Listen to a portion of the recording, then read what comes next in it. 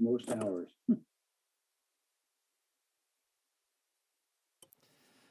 Right. Welcome, commissioners and Madam Chair. I will turn it over to you to start our work session. Thank you, Clerk Moss. Good afternoon, everyone. Welcome to the work session of Tuesday, March 15th, 2022. This is Washington County Commission Chair Catherine Harrington, and I'm joined today by Vice Chair Jerry Willey, Commissioners Nafisa Fai, Pam Treese, and Roy Rogers.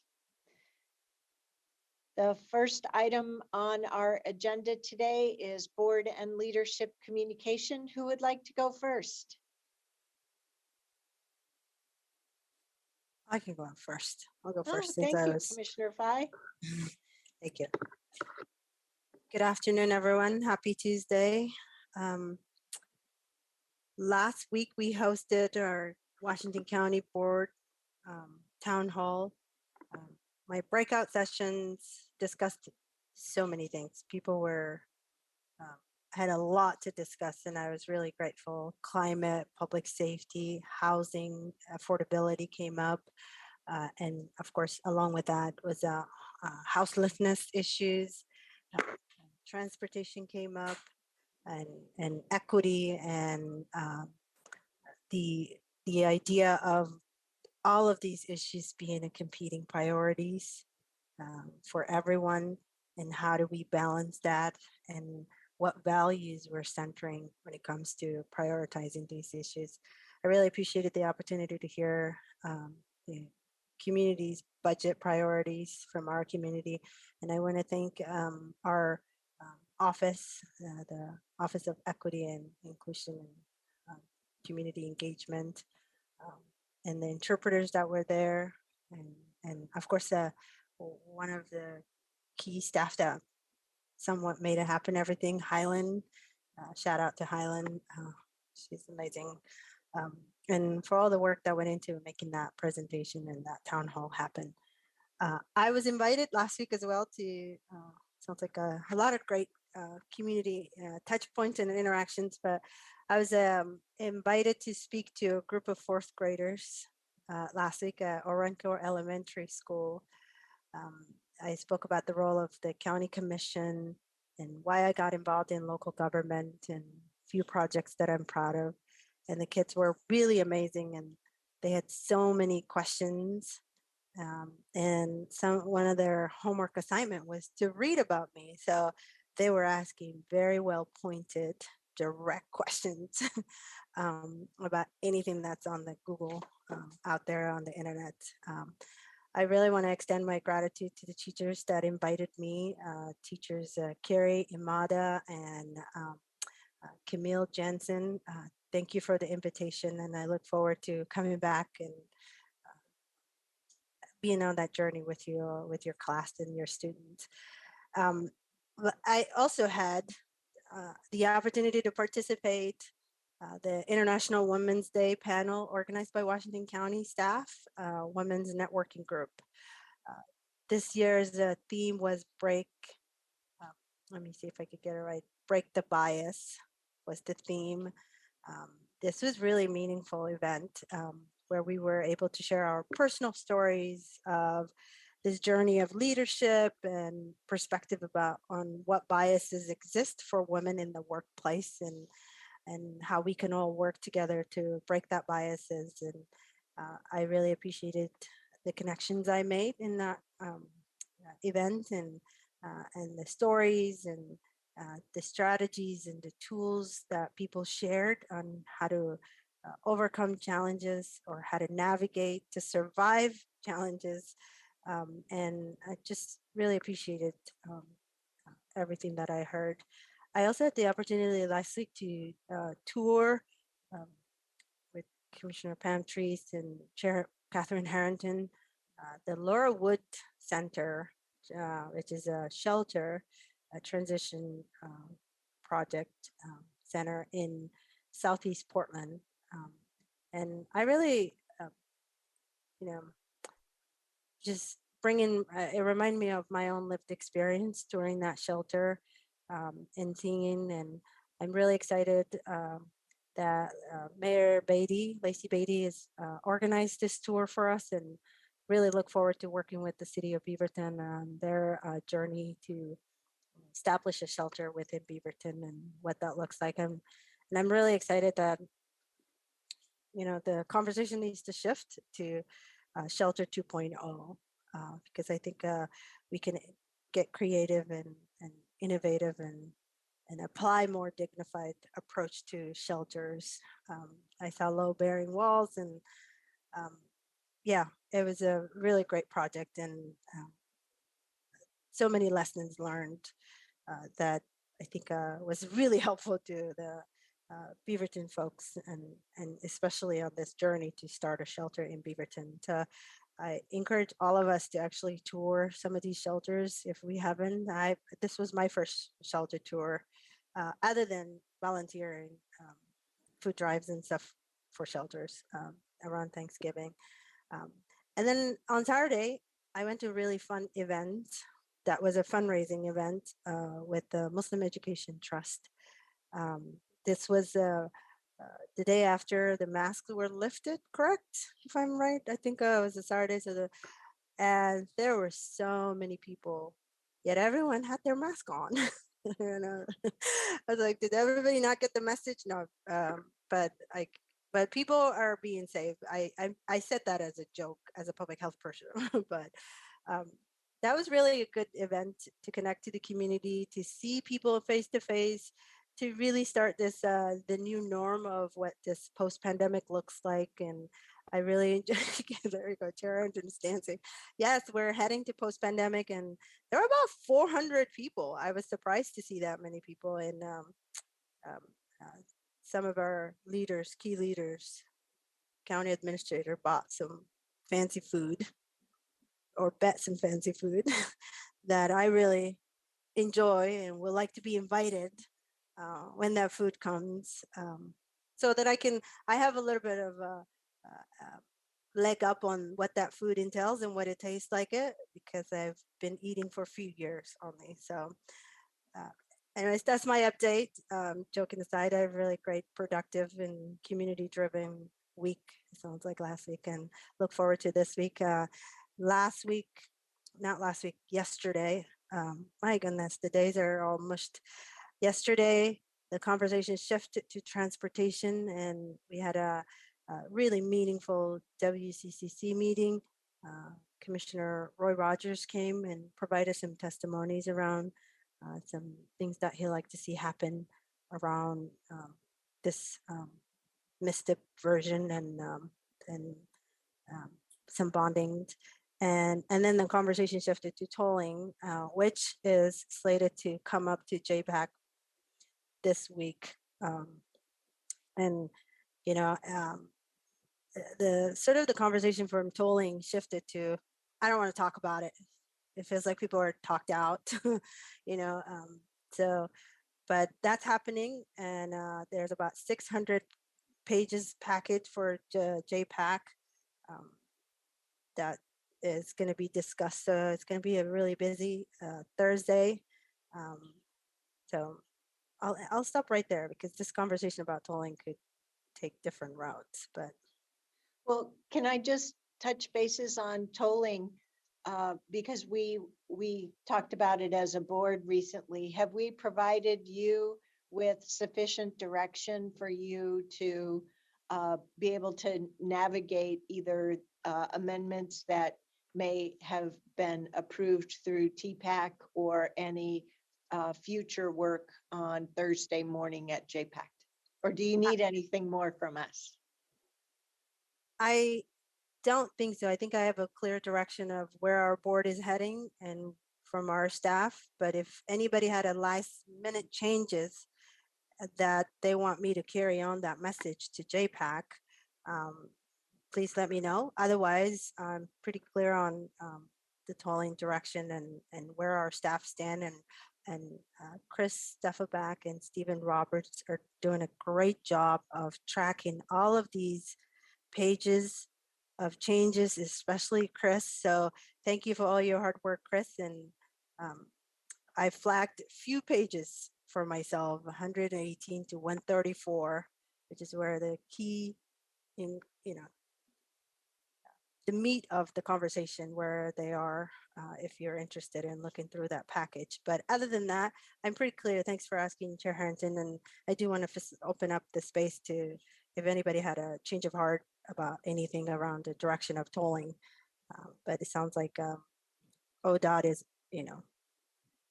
coming So to the the table. feedback, so as your alternate, what I'll say is staff has verified that the amendments moving forward are following our direction.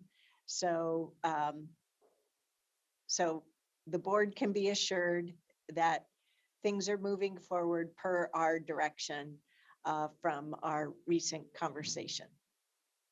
Yeah, absolutely. ODOT is coming to the table. So yeah, thank you.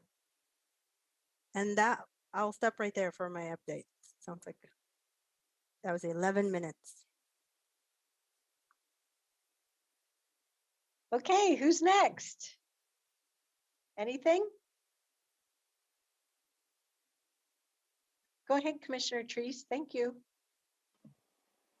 Good afternoon, everybody. It's nice to see you. A couple updates from me. I also attended the Laurelwood Center, the homeless shelter, and it really was a great tour. I appreciated learning from Multnomah County what they are doing there, but also what their conversations were with the community and how they continue those conversations with the community.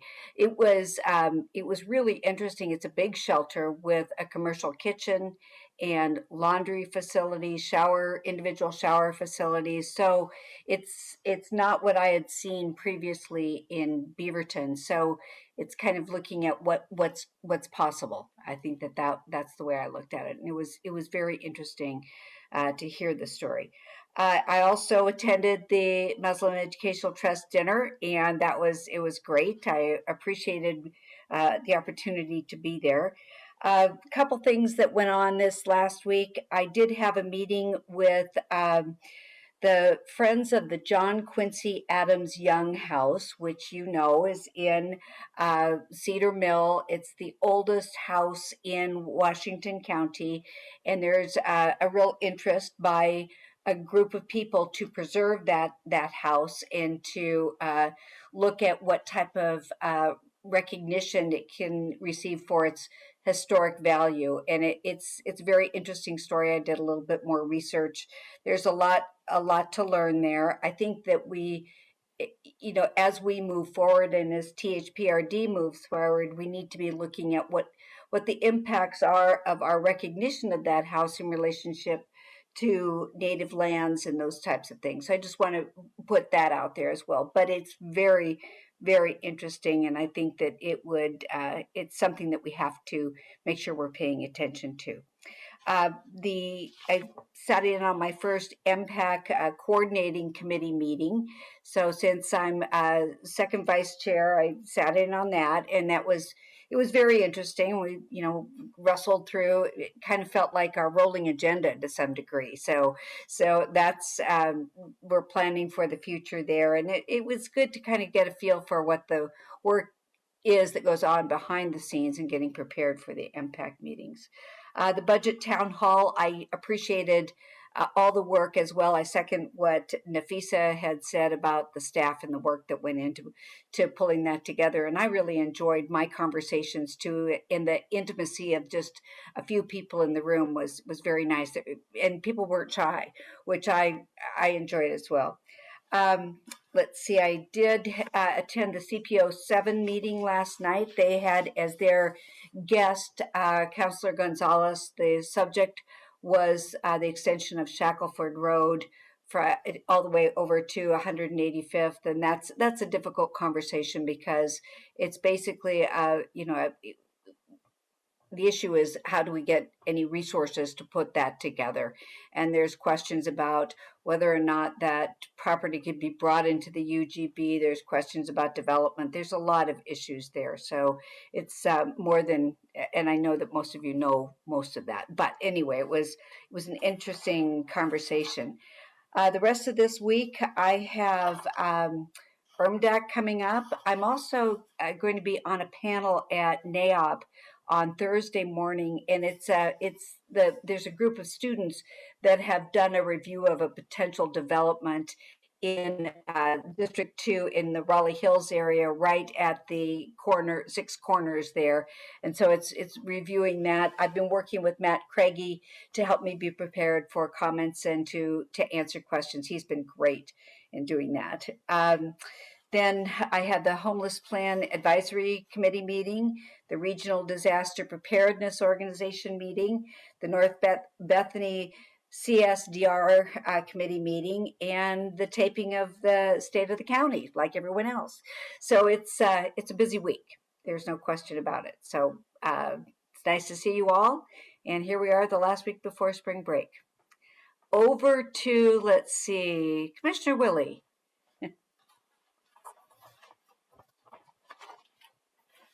I don't know. Is there any time left? That was good, Nafisa. I really like that. You're usually pretty short and succinct. So yeah, it was good to hear that. I also attended that WCCC meeting, Nafisa, not inside, just outside watching. And it was an interesting conversation, both on the MSTIP money and that process, certainly the community involvement process. And that continues to move along. And I'm glad to see that. Also, the tolling conversation. I had to do a lot of kind of homework and research to get caught up on that, but that's a very complex issue. So I certainly second what the chair said. Make sure that you have good direction from the commission here, and if you certainly want to have more conversations, any one of us are available to do that. And then in regards to the three of you attending that homeless facility, I think that was that Southeast? Is that where you went? Yeah. I, on the other hand, have been working with Bybee Lakes Hope Center, which is the Wapato jail that's been converted to a facility that is just coming online. I think we're going to have a grand opening sometime late April. And that also is a very interesting facility. Their concepts and accountability is a little different than what we do at the county, but it's obviously a privately owned facility, not a publicly owned facility. So, but yes, it's very interesting. I'm glad to see that we're all taking the opportunity, I think, to do our homework because this also is a very complex issue, and certainly one that is not going to end anytime soon. So, yeah, continue to do that homework. Had a COPAC meeting last week. Again, we're a lot of conversation about broadband, about the state's investments in broadband, about the state,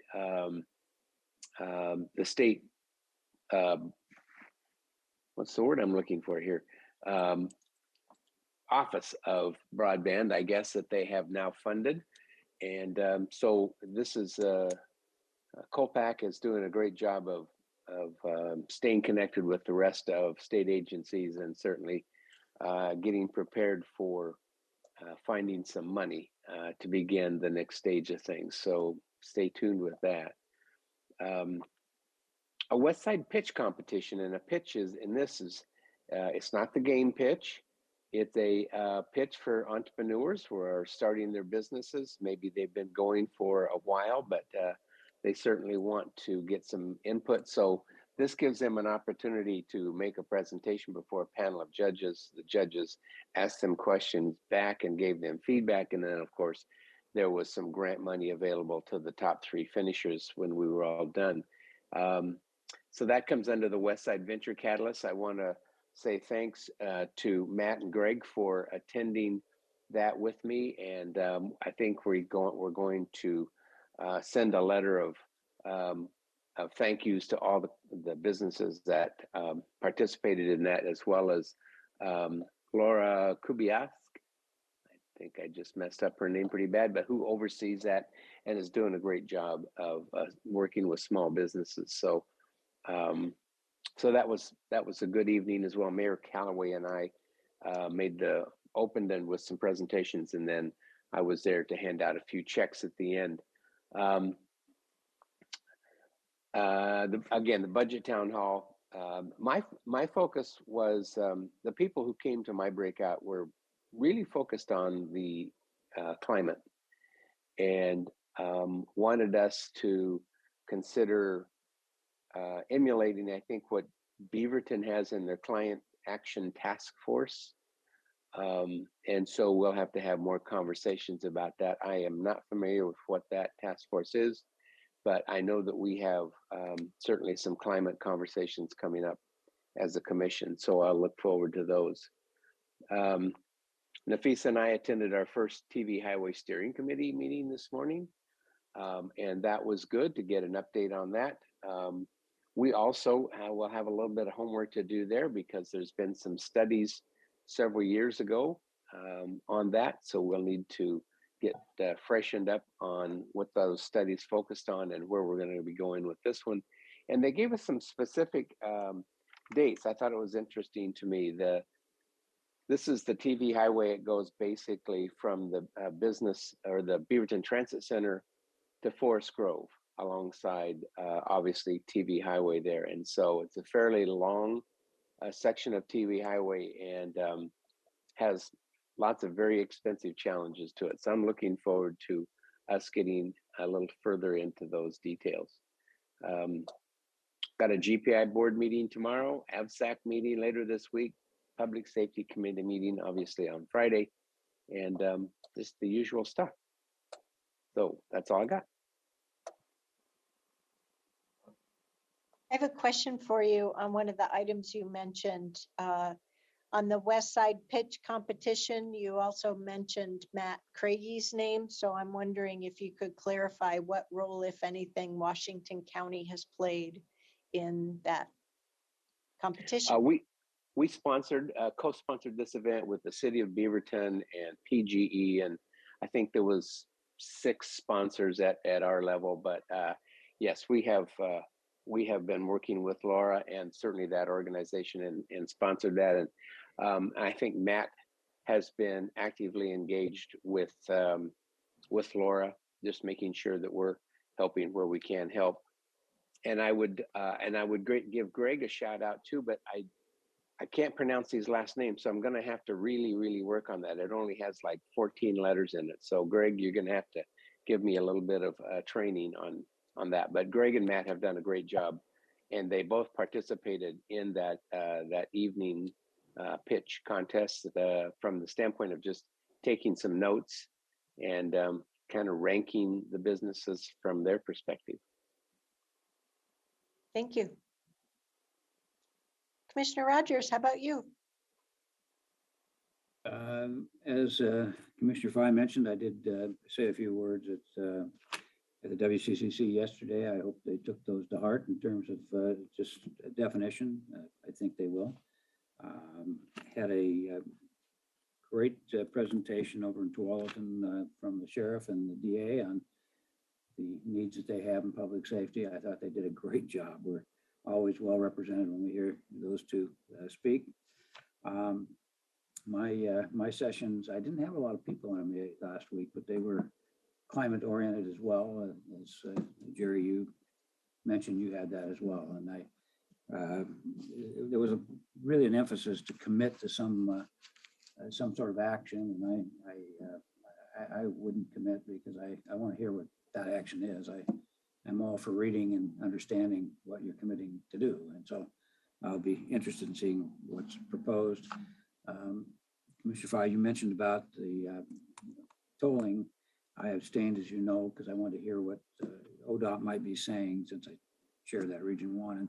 And they will be voting, is my understanding, yes on Thursday, which is then makes your yes a little, if that's the way you're voting, a little easier. I think that's the way the board was.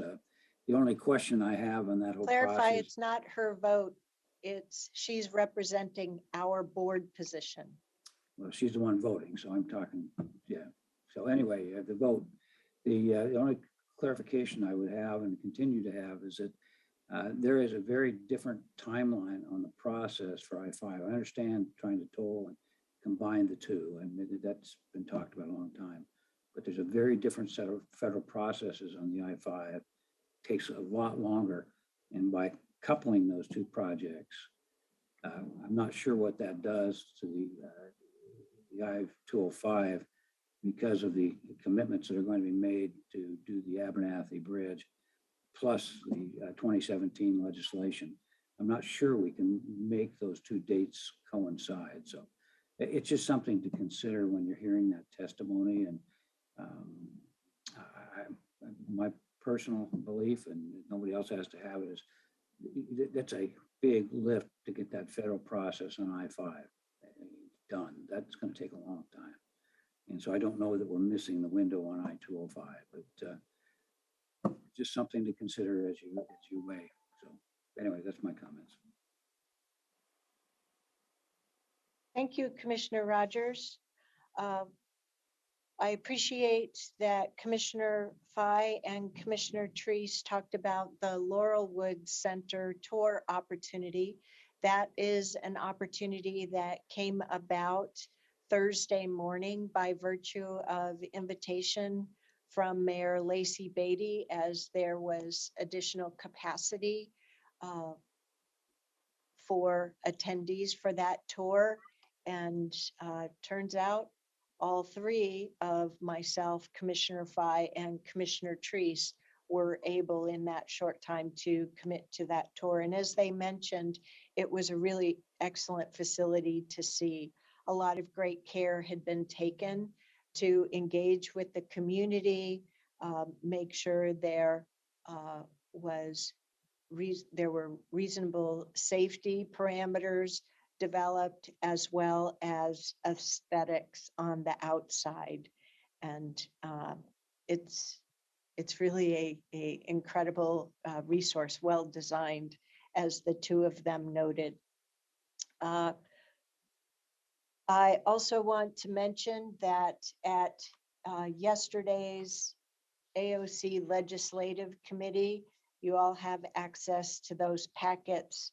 There was a bit of discussion in the report out from Governance and Revenue with regard to the implications for the passage of the Fire District Annexation Bill. There wasn't a lot of new information for the 2022 session recap from the Legislative Director, Mallory Roberts, but the packet did have a nice comprehensive table of what the AOC position was on various bills. So we have the opportunity to see how some of those were not reflective of our own position and how things ended up. In the board meeting that followed, there was a presentation of a proposed dues increase for the next calendar year. I raised 2 points about that. One is that in the table, it didn't seem to match our two invoices. And the end result is that this whole table that is put together is an approximation and doesn't reflect the true dollars and cents from 2022, nor the true dollars and cents for 2023. But nonetheless, I raised a flag on that. Is about a 13% difference. So, greater than 10%, those are real dollars. But I also delivered the message that 7 of the 36 counties in the 2022 calendar year carried greater than 52% of the funds for AOC. And that's pretty startling. But more startling is that the increase in this forming dues proposal for Washington County alone, by my calculations, if they're correct, is 17.5%. So I voted against this proposal because I think 17.5%, not even taking into account the CFTLC, additional dues is a bit much. So it's a construct that was approved last year, but in the discussion, I thought that there were some controls in place such that if the overall dues for any one county was going to increase greater than 5%, there would be discussion. And that isn't where we're at right now. So you can have the discussion, but the decision is through your votes. So also, it's unfortunate that a retreat was set up for today. I know I certainly didn't have it on my radar until about 2 weeks ago. And we already had things programmed in place for us to have our typical Tuesday meetings today on Tuesday, the week before spring break. So I heard that from 2 Clackamas County commissioners that they are the only, as they refer to it, urban commissioners in attendance for that today, which is sad, but true. So while I have, it is within Commissioner Rogers' right to express his individual opinion at the WCCC meeting during public comment. I think, and I just want to call out staff, making sure that the group has that the group has the opportunity to understand what the board's position is. And I would encourage you, Commissioner Rogers, to make sure that as you're sharing your personal opinion, you're also doing your part to make it clear what the board's position is as well. So that's it from me for board communication. Any other board communication at this point?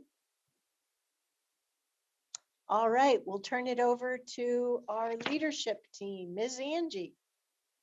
Good afternoon, Chair Harrington, Board of Commissioners. I'm happy to report for a second week, Washington County has a CDC COVID community level metric of low. This metric measures COVID-19 cases and impact on our hospital system. As I shared with the board last week, I'm no longer reporting on COVID cases in our workforce. And this week will be my last week reporting on the metric of COVID within our community levels. Unless we see a dramatic change, of course, I will come back and update the board. This is a cause of, I would say, celebration. And as a workforce, we are feeling celebration. I know personally I am, to walk through the hallways of the public services building and see smiling faces. And it's important, I believe, as Commissioner Fye had recognized with the Muslim Education Trust event, people are still wearing masks and we need to normalize mask wearing. Something we're trying to model in our office is really asking individual preferences when we're meeting in offices with individuals, because sometimes individuals for personal reasons feel more comfortable wearing a mask. And so we want to model that. And I know personally, I carry a mask always in my pocket in case I need it, whether it's in the lobby or interacting with an individual. Many of you had mentioned the budget town hall, and I just want to appreciate the board's support in that work as we support your board's town hall. I appreciate the shout out to one of our team members, Highland. And I want to indicate there's many actually staff behind the scenes who are working on the town hall. Actually, I participated in the technical run through and there were over 20 staff that were involved, because for us to ensure that it's inclusive and accessible for our community members, having our American Sign Language interpreters and our Spanish interpreters, part of that technical run through is incredibly important. So I'm grateful for our many partners that help put this engagement event together. Finance department does plan to have the budget summary document ready to share with the budget committee by April 29th. So I did want to share that key date for you to be aware.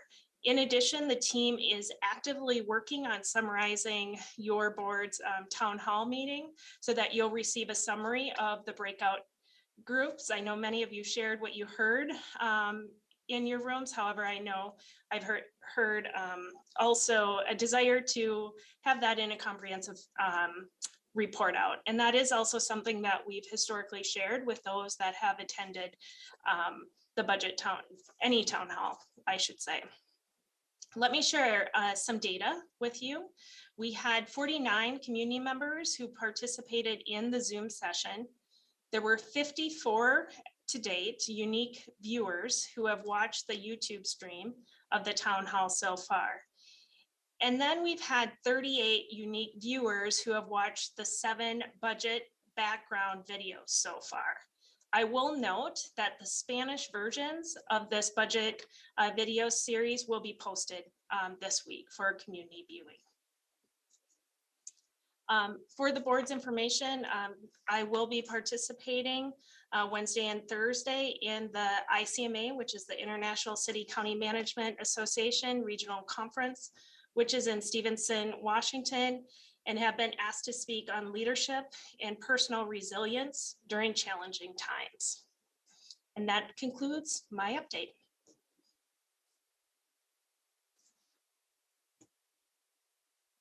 Terrific. Mr. Carr, how about you? Thank you, Chair Harrington. I have nothing to add at this point. Thank you so much. Okey doke. Diane, welcome and congratulations on moving into your new home. Thank you. It's been a lot of hard work and it still continues. Thank you, Chair Harrington, and good afternoon, Board of Clean Water Services. Some good news on the Hagg Lake front. So the recent rains have been very helpful to fill Hagg Lake after a very dry February. The lake is still about 5% behind where we would like it to be at this time, but we still have 6 more weeks to go till the May 1st full pool date that we're looking for. So the short-term and long-term forecasts for the area call for more normal precipitation patterns. So we think we have a good shot at making sure that the reservoir is filled, and that's from Raj Kapoor. On the sewer monitoring front, we also have some great news that last week's samples of our sewer monitoring of COVID were at the lowest levels since June of 2021 at all 4 of our water resource recovery facilities. So we're continuing to see this downward trend. So we'll only report back to the board in the future should we begin to see an increasing trend. So that's great news on that front.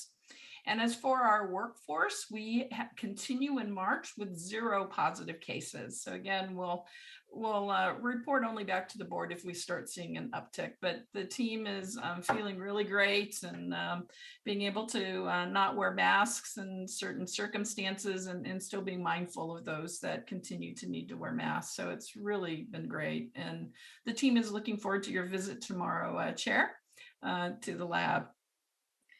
The team is preparing for the April 7th board roundtable, and we're really looking forward to it and in our joint lunch meeting with the Tualatin Soil and Water Conservation District, and to be able to take both boards on a tour of one of our restoration sites that we work on together. So we're looking very much forward to that.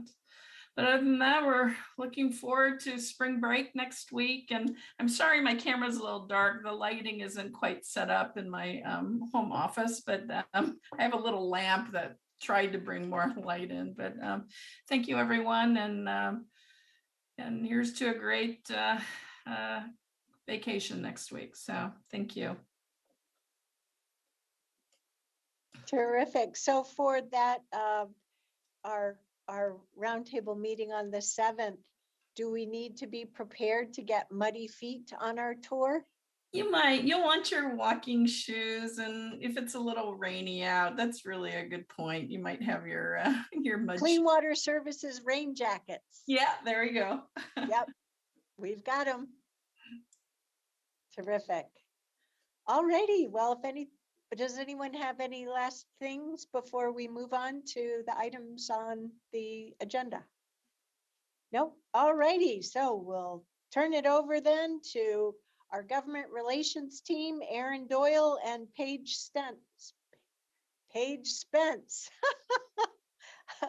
for a state legislative session summary.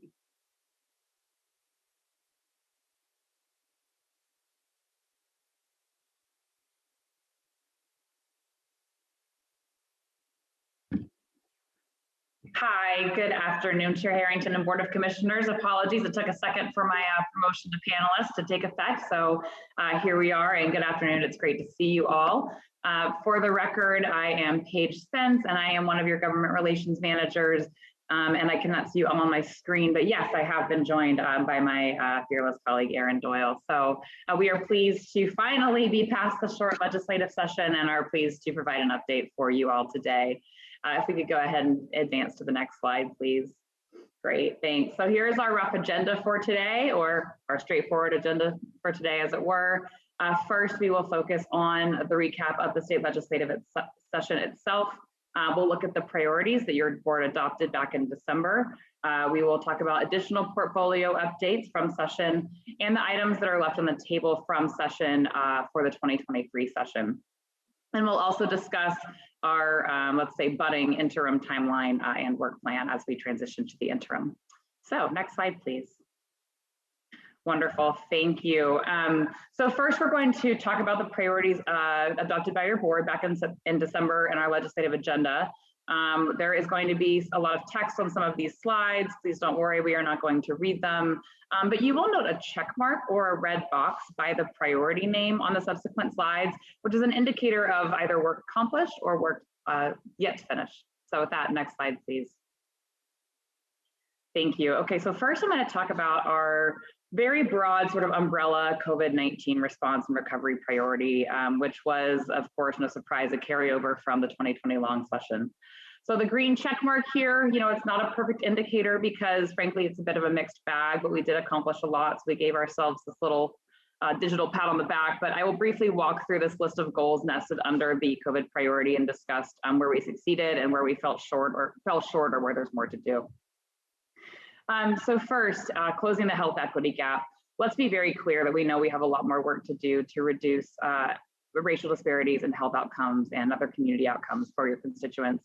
But there were a couple really exciting items that passed this session. So the first of those is House Bill 4052, which was a continuation of a declaration that the legislature made during the 2021 session, declaring public health, declaring racism a public health crisis.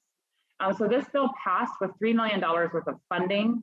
It sets up a pilot program for culturally and linguistically specific mobile health units to serve priority populations throughout the state, with a feasibility study of expanding mobile health units more throughout the state.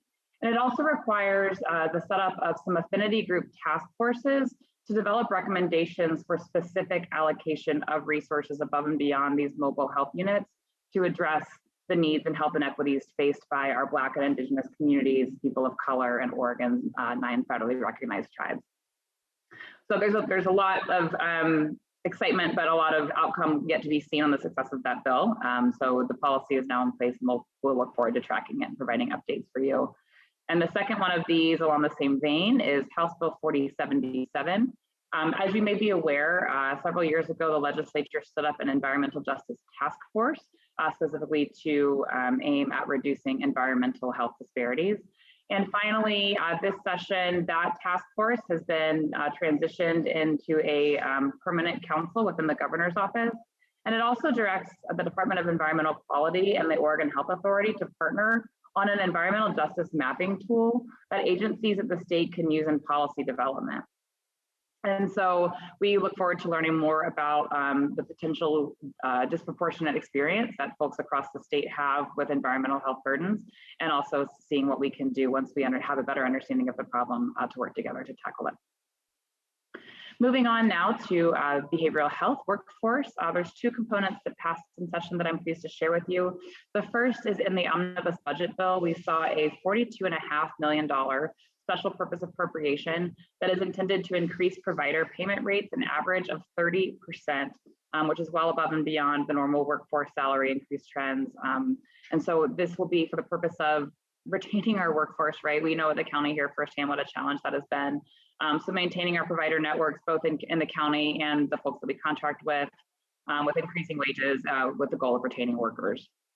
And the Oregon Health Authority will be reporting out on outcomes from this allocation at the next meeting of the emergency board. And I would expect that funding our behavioral health workforce is of course not over and will continue into the 2023 session. But we had another piece of just excellent news for the 2022 session. House Bill 4004, which was the top priority of our statewide mental health association, was funded at above and beyond the level that we had been advocating for. So we got $132 million for a one-time grant that OHA will administer, that providers, including Washington County and our contracted providers, can apply to flexibly use the funds to maintain our workforce and frankly keep our doors open.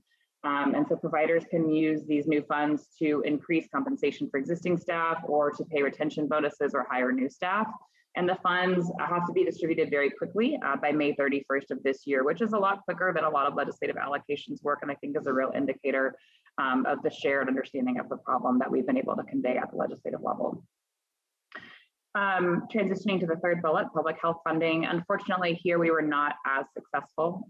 Perhaps this isn't of concern at the moment, right? I, like you, have been so grateful to see the dramatic reductions in COVID-19 cases here among county staff, as included in Ms. Angie's staff report this morning, and more broadly in our communities. But we also know that this is not the time to forget about the importance of ensuring that our public health division is set up to respond and succeed should we experience another COVID-19 wave or weather event or other emergency.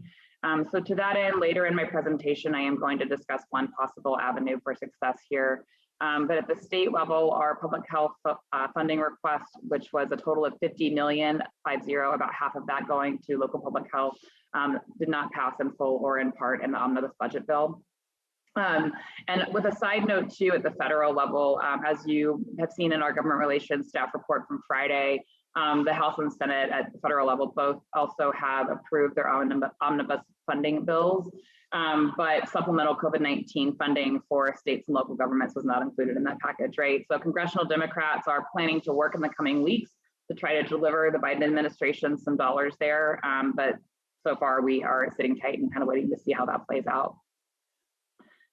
Moving on to housing. The first bullet here is housing stability and housing options for both homeowners and renters. There is just, again, historic monumental investment for the second state legislative session in a row with a package to tackle both housing and homelessness issues here in Oregon, including $165 million for homeless services, $215 million for affordable housing, and $20 million for homeownership, again, rounding out about a $400 million package championed by the governor's office. And specific details beyond those numbers on the housing package and on other topics like the child care funding package that I'll discuss here in a minute are in your end of session bill report. So like with many of these, I'm not going to drill down further into the allocation breakdowns, but please check that document for reference, or of course, ask me for information anytime to that end. When it comes to the next bullet of homelessness, there are a couple line items that I do want to call out. One is that the Oregon Housing and Community Services Agency received $80 million to address immediate houseless needs statewide. That includes shelter, rapid rehousing, and resource referrals for employment and transportation and other services and housing stability. Then there is $50 million, I know we've talked about this throughout session, for Project Turnkey 2.0. Which is interesting. It's a bit broader than it was in the first round of Project Turnkey 1.0, where the legislature really wanted to just fund the acquisition of hotels. They have broadened that scope to other commercial buildings, and there is $50 million to fund 10 projects. I have conveyed this information to Housing Services as well, and the county will need to evaluate, whether to apply for a project, and if so, what that would be. The Oregon Community Foundation will run the process again, and we expect a longer application period than last time. Specifics are not yet available, but I am meeting with the Oregon Community Foundation tomorrow to try to understand their process better so we can manage our expectations and look ahead to opportunities. And then additionally, as we are all aware, the state legislature granted local governments funding for shelter capacity. So just a reminder that Washington County is receiving or has already received a $750,000 direct allocation, but that we are splitting that between the cities of Beaverton and Hillsborough.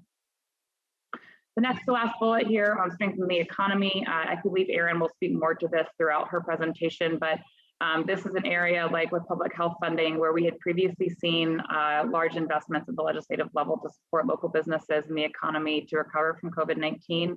We did not see those same investments this time around.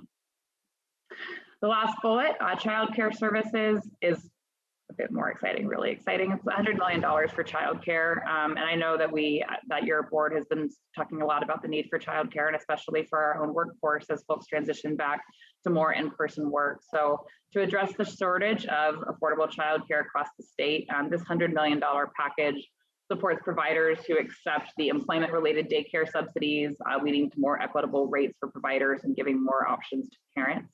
The support includes recruitment and retention payments to child care workers, training for new child care providers, and then just direct grants to expand existing child care facilities that are already doing great work so that they can take on more clients, and then other investments to really make the public child care system more equitable for parents.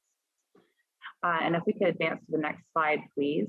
You could take a break from me talking, and I'd love to turn it over to my colleague, Erin Doyle, to discuss the priorities in her portfolio. Thank you, Paige, and good afternoon, board. Erin Doyle, your other government relations manager for the time being. Talking about our last two priorities that the board designated in December, and unfortunately, they both are the ones with the red work to be done boxes. The first priority was related to public safety funding, focusing intensely on the law library and juvenile conciliation services. You heard an update from Erin Calvert last week about where our budgets are there. Unfortunately, the legislature just proved to be uninterested in having this conversation in the short session, even though they were spending record amounts of money, where they could have really created a better access to justice fund. They deemed to prioritize some other things. But I will say that doesn't mean we didn't work, and it didn't mean we didn't take steps forward in the conversation. We did set that groundwork out, and we are working with our partners to advance this conversation further. Other counties, AOC, Library Association are all going to be partners in this conversation, along with the Oregon Judicial Department. But I just wanted to point out that one thing we did do at the beginning of the short session is released our advocacy video, which is hyperlinked in the presentation. If you have 7 minutes to spare to figure out why the law library is really important to our community and to the practitioners within our community, and how it relates to an access to justice conversation of being able to touch and get the assistance of our law librarians. I would like to just give a shout out to Julie McLeod, to the law library, Lee Vander Duzen, who all put this together, as well as our partners at TBC-TV. I think it's a good piece to start with, and we're going to look at how we can use that to leverage further conversations in next year's budget cycle to make sure that we're not facing the same sort of difficult budget decisions that we are this session, and we aren't losing services that are vital to our community. So with that, I'll go to the next slide, please. The other big priority, and possibly our largest priority that would have had a very helpful fiscal impact to the county, was to extend the gain share program out 6 years from its current sunset date in 2024. We had been working really hard and we're seeing great progress on the Senate side of the conversation. And so SB 24, which was an omnibus tax reform bill, included that full 6-year extension. However, we ran into an instant roadblock when we came over to the House side.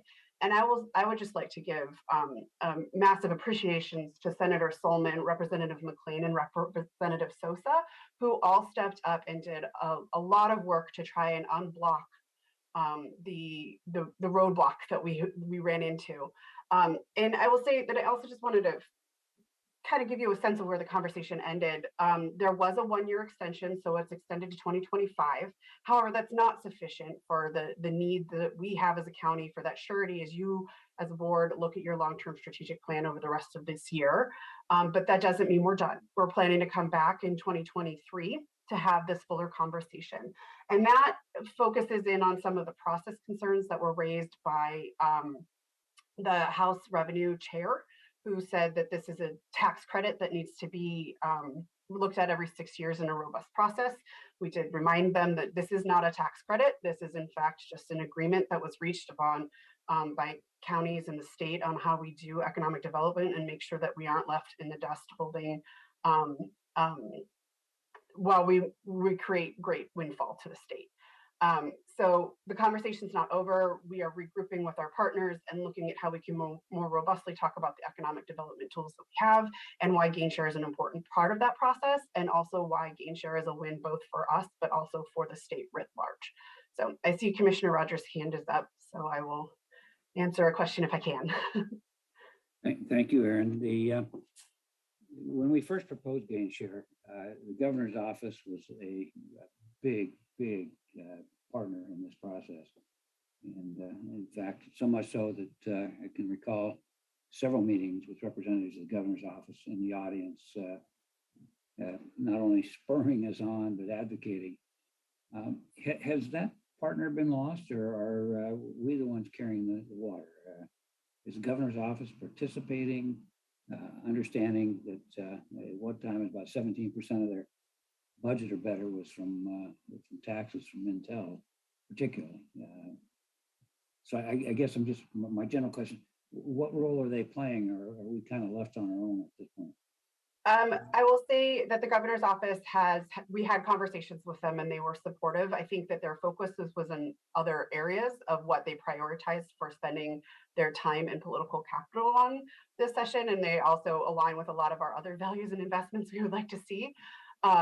But they were definitely a partner in the conversation, but obviously we spend more for ourselves in these conversations, but we did work with a broad alliance of folks from business and industry to some education partners to others to try and move this bill forward in this short session. But it was a short session and the amount of time for conversations becomes really challenging in that short 5-week period. So they're still with us. It's just we were the primary drivers of this effort. I would just finish up and get off here by saying that I would hope that when this topic comes up again, that they were not only actively engaged, but a participant at the tip of the spear. We made it very clear, because I was in all those negotiations, made it very clear that if we couldn't receive some sort of state aid, that these tax incentives shouldn't continue on. Now, this board may have a different opinion, and it may be a different era, but it was very clear to everyone that was a condition on having these sorts of continuance of tax incentives. So I hope that they're going to be there and make commitments, because they don't, just because they're a little older now, it doesn't mean that they didn't make them. They did. And so anyway, thanks. Thank you, Commissioner Rogers. With that, I will go to the next slide and turn it back to Paige to start the next round of our conversation. Thank you, Erin. Okay, so we have discussed the legislative priorities adopted by your board formally in the 2022 state legislative agenda. But as you recall, your board empowers our team not only with that legislative agenda, but also with the guiding principles that allow us to be flexible and work to support or oppose legislation outside of that formal agenda that may have significant impacts, for better or worse, either on our agency or for your constituents. So that's what we're here to talk about, is some of those items outside of the legislatively or the board adopted legislative agenda, but that are still relevant to our work. Some of these will be familiar to you. We've discussed them during session, and others are items that we spared you the details with during the sausage making process to see how things would shake out. So with that, we can advance to the next slide to cover these topics, which will be a blend of familiar and new. Thanks. Okay, so the first of these topics, behavioral health, is the opioid legislation, House Bill 4098. We have discussed this one. It's pretty straightforward. As your board will recall, local governments got about 55% of allocations directly from the national opioid settlement that we participated in. The remaining 45% goes to the state. And in the settlement agreement, it required that a board was stood up, which is called the Opioid Settlement Prevention, Treatment, and Recovery Board. Pretty much rounds out the scope of what their charge is, to determine the best allocations of that remaining 45% of the settlement revenue. So what was really important for me this session and doing this work on behalf of your board and on behalf of our HHS team is that The board includes the Association of Counties. The board includes a tri-county representative, probably county council from either us or Clackamas or Multnomah County, as well as our Public Health Association and our Behavioral Health Association. So we will be very represented at this table. And then of course, revenues to support the work. While this is the share of revenue that went directly to the state of Oregon, we as a local government and as well as the CBOs and nonprofits in our community are also eligible to receive some of those dollars. So we'll certainly look forward to reporting to your board on the progress that that board makes and some of the outcomes. Turning to public health, I mentioned earlier that we were not successful in securing our public health funding ask. However, there's a bill that we were engaged on starting back in the fall on behalf of Senator Elizabeth Steiner Hayward, of course, who is one of Washington County's own, as well as a family physician and the co-chair of our Ways and Means Office. And so when we were wanting to talk about what comes next, right? None of us are fully in COVID recovery mode. There's still some response to do, but what does come next and how did we fare throughout this crisis? And what could we do better next time, if anything? And of course, there'll be a lot there, right? So we've been very engaged in the drafting of this measure, and our Public Health Statewide Association did vote to support it. And so basically what this means, it's an after action report that will come in 3 phases of a study that the Oregon Health Authority and local public health will do in close coordination. And then the legislature will receive these reports along with possible next steps and recommendations for advocacy. And surprise, surprise, the studies are probably going to show that public health was unfunded at the start of and possibly throughout the pandemic. And so what we'll be looking for as an outcome of Senate Bill 1554 is to understand exactly where some of those funding shortfalls were and what we may need to do and how to approach our state and federal delegations for more comprehensive and stable funding going forward. Another issue under public health, we have so many legislative champions for public health and behavioral health from Oregon's or from Washington County's delegation. It really warms my heart. One of those is State Representative Sherry Skelton, who this year introduced House Bill 4101, which was an outdoor smoking buffer. So currently, there is no outdoor smoking buffer for most public places in Oregon. And this bill was introduced especially for hospitality settings like restaurants where people are consuming food and drink to not allow smoking within 25 feet of the entrance of such a building. There was an amendment introduced by the business industry to reduce that buffer to 10 feet from 25, which public health experts did not think was going to be strong enough to actually be effective. And so that bill died under its own weight and may come back in 2023. And then underneath solid waste and recycling, this is a division of HHS that didn't have a ton of activity this session, but the 2 bills that passed were good and our team is supportive of them. One of these is mattress disposal. I don't know about where you guys live, but at my home in Southeast Portland, especially during COVID, I am constantly driving by or walking by these gross mattresses on the side of the road. So on a personal level, I'm really excited about this bill, which is an initiative to reduce the number of those mattresses that are discarded along roadways. Because we will actually have a recycling program for them now. And that program will be funded by a surcharge attached to the sale of new mattresses. And then the second solid waste and recycling bill germane to our work is the bottle bill. And so this adds canned wine to the bottle bill, as well as now collecting beer cans and beer bottles and the other items already included. And so I know our public health, our solid waste and recycling team will be doing some education and outreach to inform our community that they can now recycle those materials as well. Next slide, please. Thank you. So we're continuing on the additional topics outside of the legislatively adopted priorities. And so this is our housing and community development slide to that effect. The first issue here is preserving affordable housing. The rental assistance, this is really aimed at the Woodspring tenants. I know we talked quite a bit about Senate Bill 1557 designed to protect them and through a shallow rent subsidy to maintain their affordable rent status. Unfortunately, we were not successful in getting that bill to pass, but both Senator Casey Jama from Multnomah County and Senator Lawrence Spence from both Multnomah and Washington counties have received a positive answer from OHCS in their capacities as housing committee members about the possibilities to still try to support these tenants as well as tenants in a building in Salem that are experiencing the same hardship.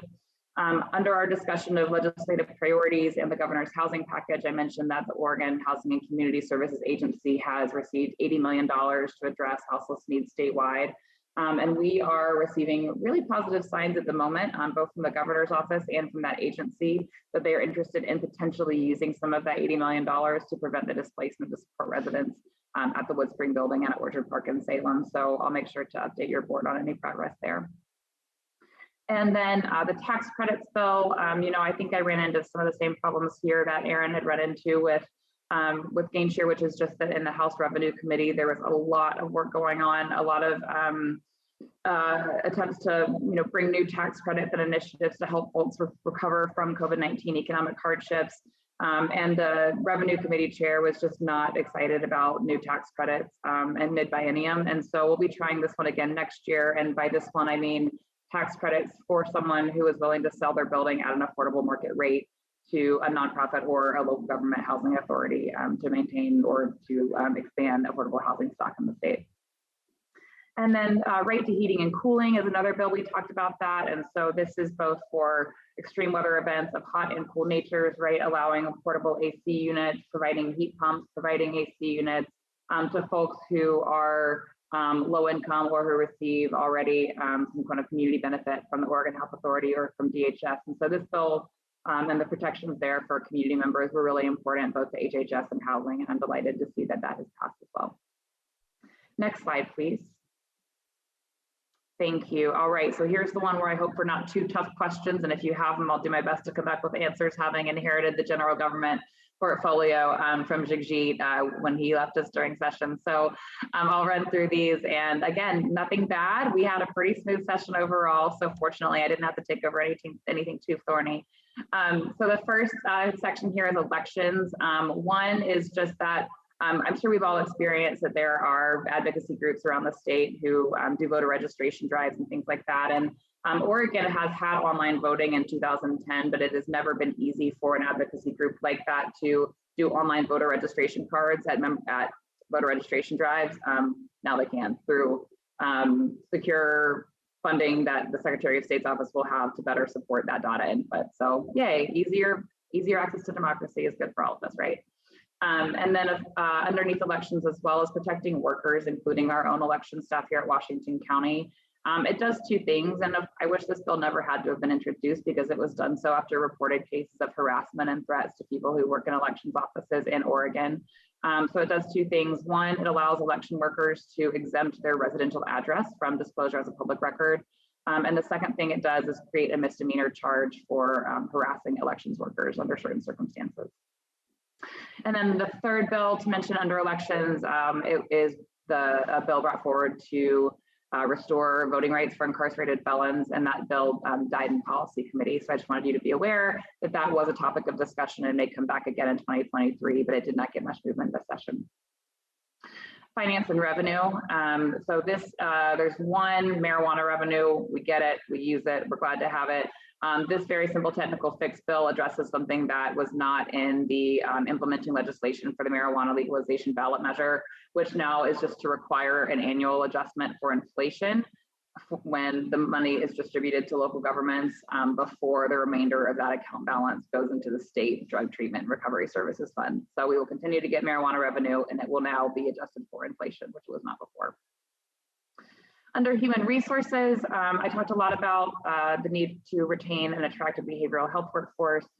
We know very well that is not the only sector here. And so Senate Bill 1514 did pass, and our HR Director, Eva Labonte, was supportive of this one, which aims to address workforce shortages both in the public and private sectors. And it's pretty similar to the incentives I talked earlier about in our behavioral health bill. But what it does specifically is help us avoid conflict with the pay equity law that's in place in the state. So under pay equity, it's an unlawful employment practice for an employer to pay wages or other compensation to an employee at a rate greater than other employees of a protected class for work of a comparable nature. So this bill removes from pay equity the definition of compensation. It removes hiring and retention bonuses, just so that we can help ourselves get back to where we need to be with our staffing levels. And it has a sunset for 2026. So again, this was designed to be a temporary fix aimed at COVID-19 recovery and not a permanent change in how Oregon considers equity in pay. Last but not least, this is the Public Meetings Bill that your board had voted to oppose as written, House Bill 4140, which would have expanded the Oregon Government Ethics Commission, its role in doing investigation around allegations of public meeting violations. So that bill died in its policy committee. It was introduced by Washington County legislator Courtney Neron, and I do not yet have information on whether she plans to reintroduce it, but of course we'll keep you posted. And with that, we can advance to the next slide, and I'm happy to turn things back over to Erin. Thank you, Paige. So within my portfolio area, I want to hit economic development. There was actually quite a bit of work that was done and quite a bit of investment that was accomplished. These aren't specifically tied to the COVID stabilization though. And so that gets to the point that Paige made up on our COVID-19 priority.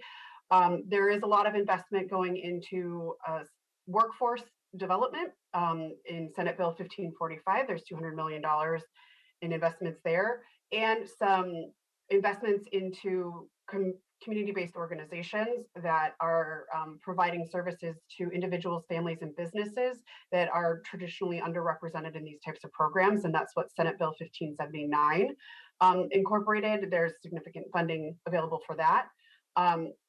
For our work here at the county, one of the other places where some of this business stability might come from is the broadband office reform. House Bill 4092 also passed, and there was some funding in the overall end of session big budget bill. And what we're really going to focus on there is the rulemaking that's going to come out of this legislation that reformatted how the broadband office is overseen by its advisory committee.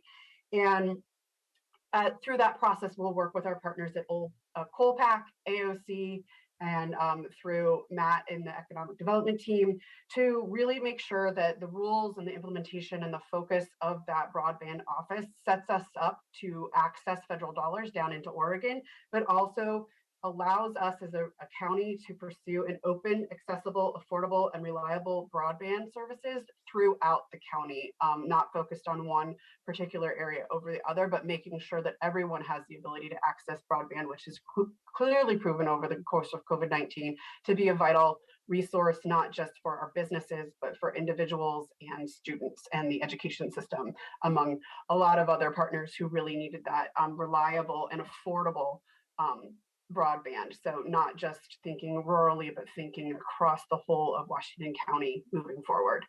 That rulemaking process is starting out, and it's really going to set the tone for how we see those investments in broadband rolling out across the state, and then bringing down those federal funds, which is going to be vital because there's a lot there that we will hope to access. The one thing I did want to note on this slide is House Bill 4040, which would have provided grants to cultural organizations, thinking like stages and other event spaces that bring in those types of cultural events who really haven't seen the bounce back from COVID quite yet. There was a grants program that was put forward. Unfortunately, that did not move forward. There was talk during the session of creating that as part of the overall broad investment package that was coming out on the omnibus appropriations bill. Unfortunately, we did not see any of those dollars come down to Business Oregon for these types of specific programs. So our hope is that as Business Oregon works through all of its other grant programs, we determine whether or not there's a continuing need, but this might be reflected in some conversations between now and the next budget cycle to make sure that these institutions are able to come back and recover and have more resiliency moving forward. So next slide, please. Land use and transportation, while often a very exciting and in-depth world of bills, we really only focused on 3 this session, but they took up a bunch of my time. And I love working on bills to get them to a place where we're comfortable to only have them not pass. That's like my least favorite thing to do. But House Bill 4064 does make a statewide mandate that manufactured homes have to be allowed in single family, where a single family home would traditionally be allowed. That might have some impact on our LUT's code development and an update that we might need to undertake as a county. Just letting you know that it is part of the overall affordability question when it comes to what types of housing are allowed where. So that bill did pass. The 2 bills that did not pass, I'm going to talk about a little bit later in a later slide, but the conversation around the process of getting land ready and then developed is going to be ongoing. And House Bill 4063 and 4118 are symptoms of that broader conversation.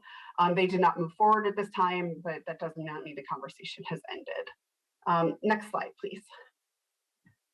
And then, like Paige, our inherited issues of hopefully you don't ask us too many detailed questions, but we've got you if you have them. There were three rather large bills that I think passed in the public safety arena. Senate Bill 1510 was the omnibus public safety reform package. This is a bill that you and I have, as a board, have discussed that made some modifications across the board. There is a preservation of our Justice Reinvestment Initiative dollars and some modifications to how our sheriffs will go about doing their business when it comes to traffic enforcement.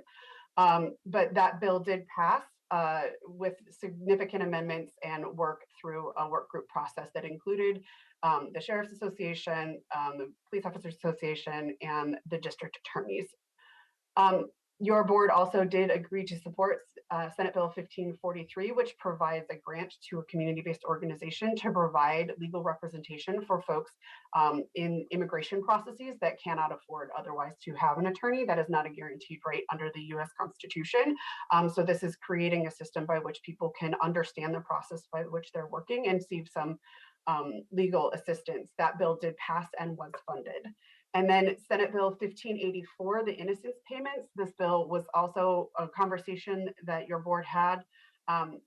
Importantly, we are no longer going to be financially responsible for any sort of lawsuit where an individual is able to prove that they are in fact innocent of the crime that they were put in jail for. And instead that action will be against the state itself. And there is a guaranteed rate of payment if you can make your case that you are in fact innocent and should never have been jailed in the first place based on the number of years you spent in prison. Finally, Senate Bill 1511 was the Ramos bill, as it's been referred to, but it's the non-unanimous verdicts retrial that was looking back and saying we would have to bring all these new cases forward based on the likelihood that there was, in fact, a non-unanimous verdict in that trial that found the individual guilty. That bill did not move forward. But there was another half to this bill that was important to the county's budget besides the deep and realistic impacts that retrial system would have had both on our DA's office budget and our sheriff's department and jail. The other half of the bill included a statement that we as a county and the DA's office can specifically require discovery fees to be paid in a criminal matter from the criminal defense bar. That part also did not move forward. However, we were hoping to get a note in the budget that said public defenders, you were in fact given the financial support in order to pay those fees. That also did not happen, but there is work in the Speaker's office to make that note to the Public Defense Services office and remind them that that is part of the budget that they received. And if there's a conversation that needs to be had, they can have it moving forward. So for the immediate future, we hope that that will open those fees back up and remind the public defender's office that that is in fact a cost that the state covers for them, and that we can continue to find a long-term solution to the entire discovery process that our DA's office has to manage with the amount of evidence that they have to track and store and keep and make available. So that conversation is ongoing. So that set of slides and a lot of information is all the other areas of our priorities that we discussed with you over the course of the session. So I will turn to the next slide and we will start to look ahead because it turns out we can't just stop when they sine die. So looking ahead, these are the issues that we think kind of rose to the top of the conversation that we are going to be having over the interim that aren't necessarily related to our priorities or issues that we discussed already, such as gain share is not on that list because I already said we were going to be working on gain share as we move forward into 2023. So next slide, please. So within my portfolio, there's a lot of work that I expect to be coming down the pipeline as we move through this interim. So housing and industrial land availability is a conversation that it is very clear the legislature wants to have about how we do UGB expansions, how that process is interruptive of the housing development that we need to have at the robust rate that we need to have housing development occur. But the industrial lands question is also out there. And while there were efforts to have a work group to move forward, that it was a short session and a really challenging conversation, but I do think that they will be moving forward both at a regional and a state level on how we look at land availability and how we assess the needs to move forward for creating parcels that are developable for the purposes that we need to meet the needs of our residents and businesses within Oregon. Similar to that housing development costs and timing, we'll continue to have that conversation related to substantial completion, for example, but also the system development charges fees report is expected to come out at the end of this year and will probably lead to some of the conversations around the costs that drive the price of housing, which may include system development charges, but that also has to consider the cost to actually build the infrastructure to support new buildings, which is what SDCs pay for.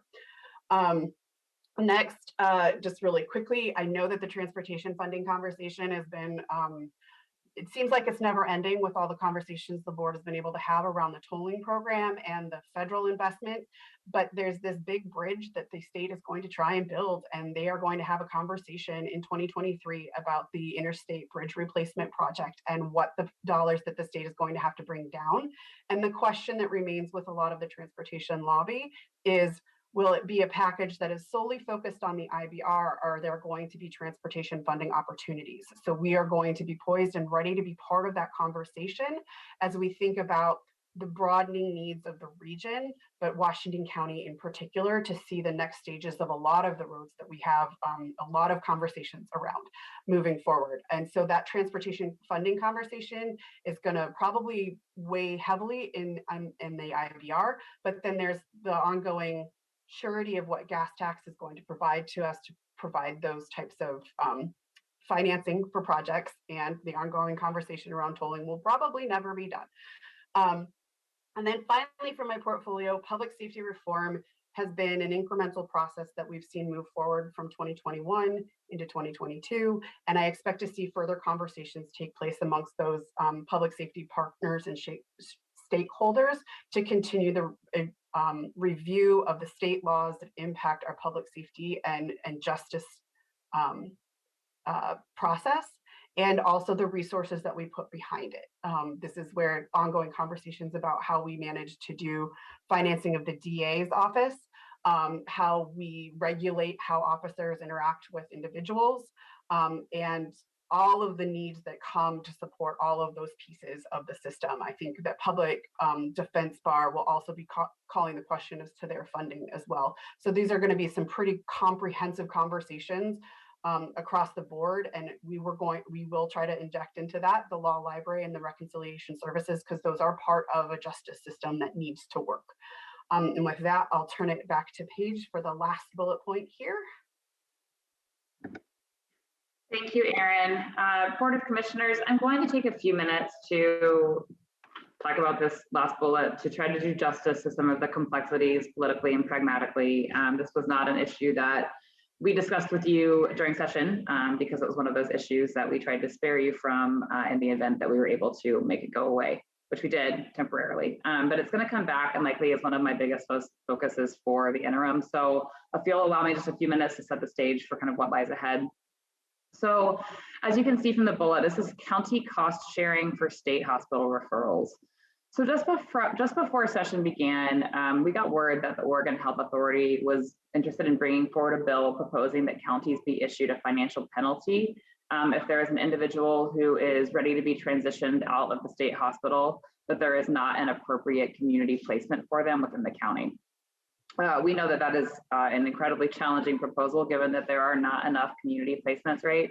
But this proposal has continued to have a lot of traction because it was also recommended in committee informational hearings during the short session by a neutral expert in litigation regarding capacity issues at the state hospital. So we had many conversations early on with legislative leadership with our delegation and with the behavioral health committees to voice our concern that the proposal would do nothing to address the lack of community capacity in our system, and that penalizing counties is not what's going to lead to better outcomes for individuals needing services. We put together a large, broad coalition letter of opposition. And while OHA had conversations with these same legislators, asking them to add the proposal as an amendment to committee bills, ultimately every legislator denied the agency's request to have that cost sharing proposal added to their bills during session. Then in the final days of session, the agency actually was quite successful in getting traction, pushing for a budget note to instruct the agency to study cost sharing, and that there is interest in the Senate side in supporting this effort. I've worked very quickly to push back on the idea that this was necessary and offered alternative language for a budget note that did not presuppose cost sharing as the solution to this very complicated problem. And so fortunately, when the budget documents were released, there was no budget note around aid and assist or state hospital capacity.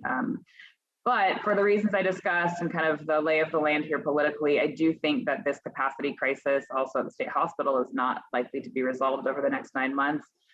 This is an issue on my list of priorities for strategy during the interim.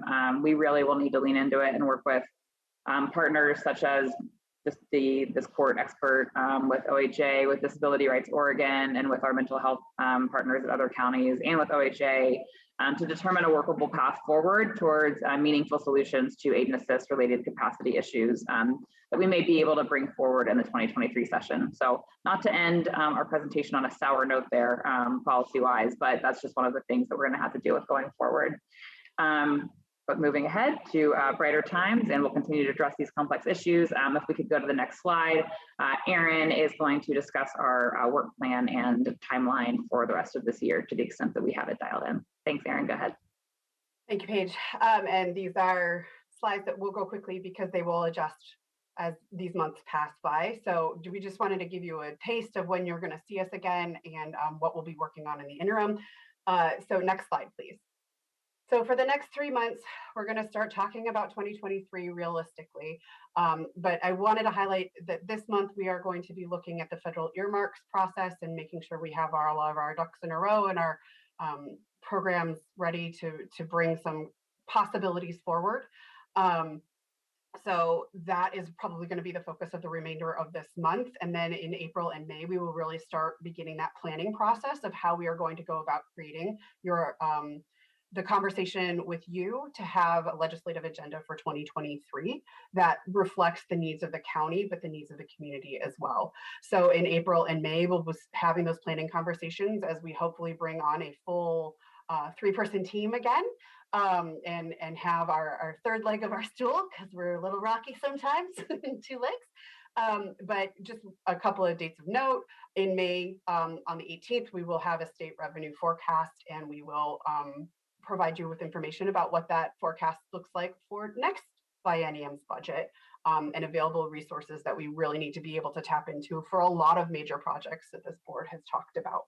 Next slide, please.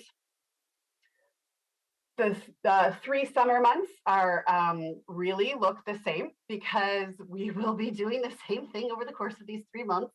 We will be outreaching to our partners, agencies, associations, and other stakeholders, and we'll be doing the work of helping our departments as they track the interim work groups, as they institute the policies that were passed in this short session, and talk about what the state budget looks like.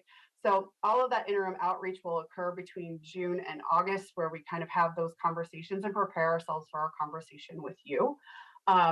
There are legislative days scheduled for June, and we are tentatively hoping to have another quarterly type check-in with the board on the 7th to give you a flavor of what came up at that work session and also what the state's revenue forecast looks like. Next slide, please. And then in September through the end of the year, that's when we'll really get to the business of, in fact, drafting the 2023 agenda, which we hope to have finalized again in December. What's important to note is in September, there will be legislative days, but there's also important legislative deadlines that occur. So the 23rd is the legislative concept draft request deadline. This is for bills that plan to be dropped at the very beginning of session. So what's called pre-session filed, which means you have a bill that legislative council has written and puts a number to on the first day of session.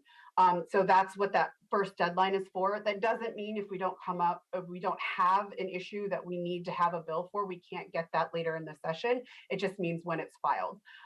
So we again are tentatively hoping to come to you on the 13th for that quarterly checkup or check-in to talk about what we've seen in the state agency budgets and what we expect coming in the legislative days and any other legislative updates we would need to provide to you.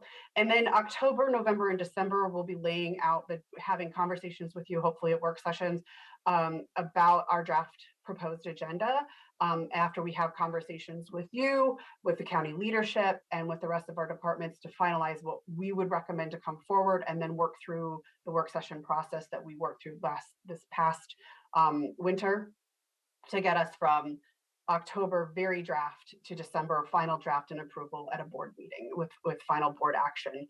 And then that will take us into 2023. So next slide, please.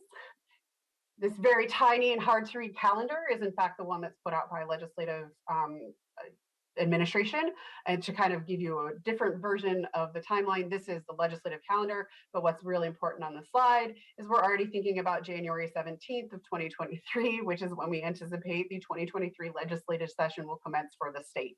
And we will start the much more arduous process of going through the state's biennium budget and seeking whatever priorities that we have for a long session, which will be a lot more detailed in conversation. So with that, I'll turn to the final slide.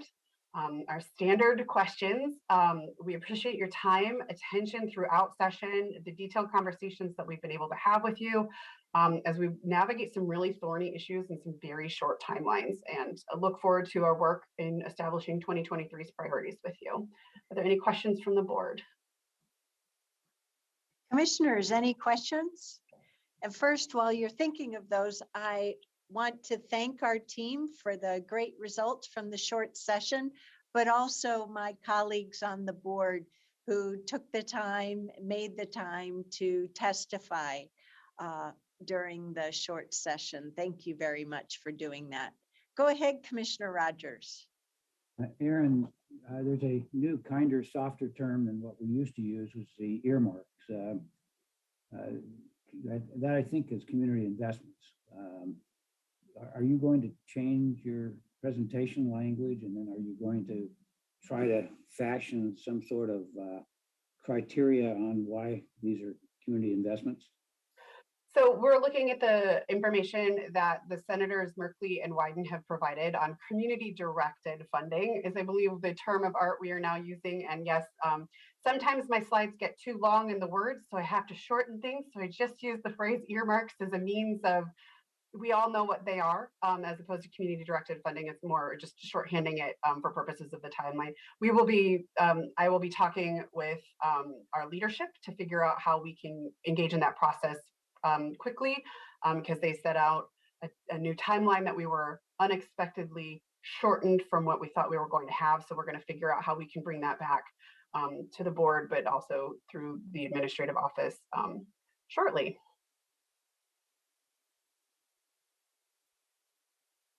Any other commissioners? Well, I've got a couple for you. My sense of when the e-board meets is all higgledy-piggledy. Could you remind me?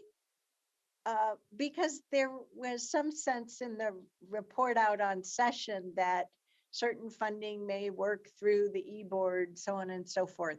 And the reason I mention this is because our GR team, you two, and soon to be, hopefully third, pay attention to that stuff, and you watch those meetings and provide testimony and work with our legislative delegation. But where in these 3 slides with these quarterly months do you see that happening? Is it ad hoc? Well, first of all, Chair, thank you for the very technical term of higgledy-piggledy. I'm planning on adopting that and taking it as my own. No, Mary Poppins. Well, you're right. The dates aren't on the slide yet, and actually we don't know them yet. The legislative e-board can convene anytime. Historically, they will convene kind of the last day of legislative days. So like that May legislative days series we have on the calendar, it's possible to see an e-board meeting there, but we could see one sooner. It just kind of depends. They were meeting a lot more in the second half of 2021 with COVID response. So we don't have dates yet, but we'll let you know. And there are specific funds set aside that go to the e-board to manage in the interim, and they really are intended to use those funds to either finalize projects that needed a little bit more work that couldn't be accomplished during the session, or if they're true emergencies that need financing. There's not a ton of money left at the e-board's disposal at this point in time, and I had that number in my head, but that was like a week ago. So if you need, but as Paige said, they do meet more at an ad hoc basis based on need. And if, you know, another infusion of cash came down from the feds, they would probably meet for that. Well, the reason that I asked about that, or the underlying reason, is reflected by my next three comments. We have a rock star government relations team, and you're figuring out who to hire as a new team member to complete that rock star team. And as I appreciated your laying out the work plan, I thought about two things. One is I see there are no ledge days in November, so hopefully our Rockstar Government Relations team will be able to participate in AOC to the degree that they're interested and is appropriate for them. So I just look forward to your having that opportunity, because I know you don't always have that opportunity from one year to the next. But the big one I wanted to make sure I articulated is, just like all employees here under Ms. Angie and Mr. Carr's care, and for Clean Water Services, Diane Taniguchi's care, please take your vacations. And don't let those items in the timeline keep you from living a life and going on vacation. It's been a tough 2 years. It's been a very busy 3 years that you've been representing us and doing this incredible work. So please let me just help support our being a great place to work. I assure you, we are already both thinking about our vacations. Good. Well, I'm planning on taking 3 weeks in August. So there you have it. Thank you for the I don't kind know which words, Chair. 3 yet, but I'll figure it out. Cool. All right. Well, job well done. Thank you very much. Thank you, board. Thank you, Chair and board. Good afternoon. Bye. Okay, so we're running just a few minutes ahead of schedule. At this point, we have a 15-minute break. Before we go on that break, I want to turn to our leadership staff and our board clerk to see, are there any adjustments we need to make for the remaining 2 topics on our agenda, or are we all set? I would suggest that we reconvene at 3:55 because the reapportionment has really rich information in my conversations with County Council Carr, and it may run a little long. Oh, okay, terrific. That would be No great. problem So at you all. still get your 15 minutes. Yes, absolutely. Okay, well, we'll see everybody back here at 3:55 then. Thanks.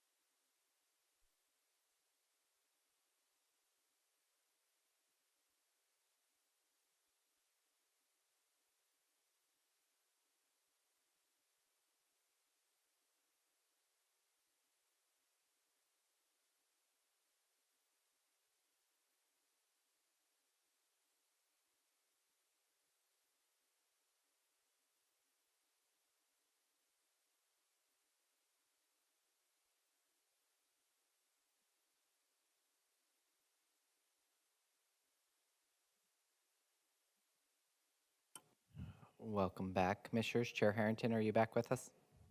And Commissioner Fye? Yes, I'm here. Back to you, Madam Chair. Yes, thank you. I was just busy reading an email. So thank you for the announcement. I appreciate it. All righty, welcome back. So we'll turn it over to our team of Mr. Carr, Mr. March, Amanda Garcia Snell, and Joe Nelson for the topic of reapportionment, statutory criteria, and other factors. Thank you. Thank you, Chair Harrington. I will be sort of the MC for this presentation, supported by the other folks that you mentioned. Michael, could we have the next slide, please? So the agenda for today is we're going to talk about the factors for reapportionment that recommended by the Secretary of State, some additional factors that the board used in the 2015 reapportionment, some community engagement, which Ms. Garcia Snell will speak about, questions and next steps. Michael, next slide, please.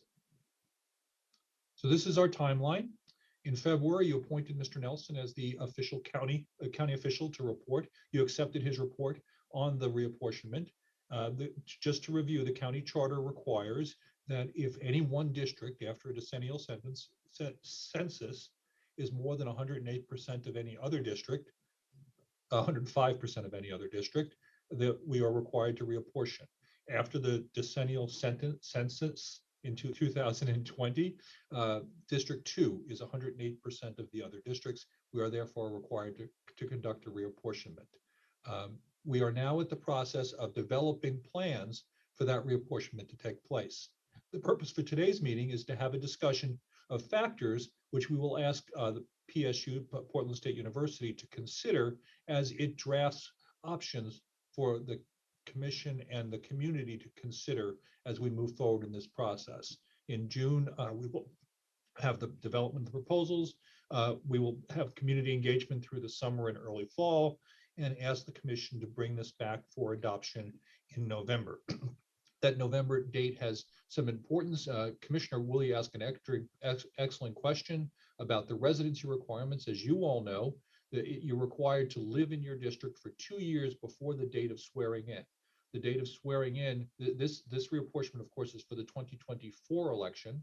The date of swearing in for people elected in 2024 will be January of 2025. So anyone who's interested in running will need to know what district they're in before January of 2023. So completing it by November of 2022 becomes very important. Next slide, please. This is the relative population growth among the districts. We've shown you a slide before that showed that District 2 is 108% of the others.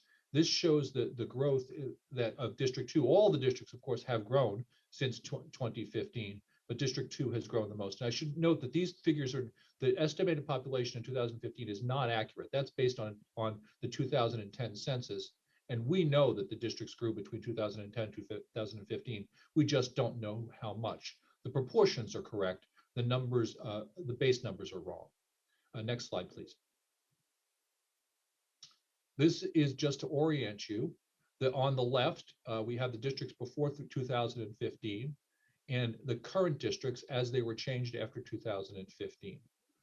You can see that the districts all touch one another, which is helpful as you reapportion, moving the district lines around, and that District 2 was expanded in 2015 and now, of course, needs to be contracted. Next slide, please.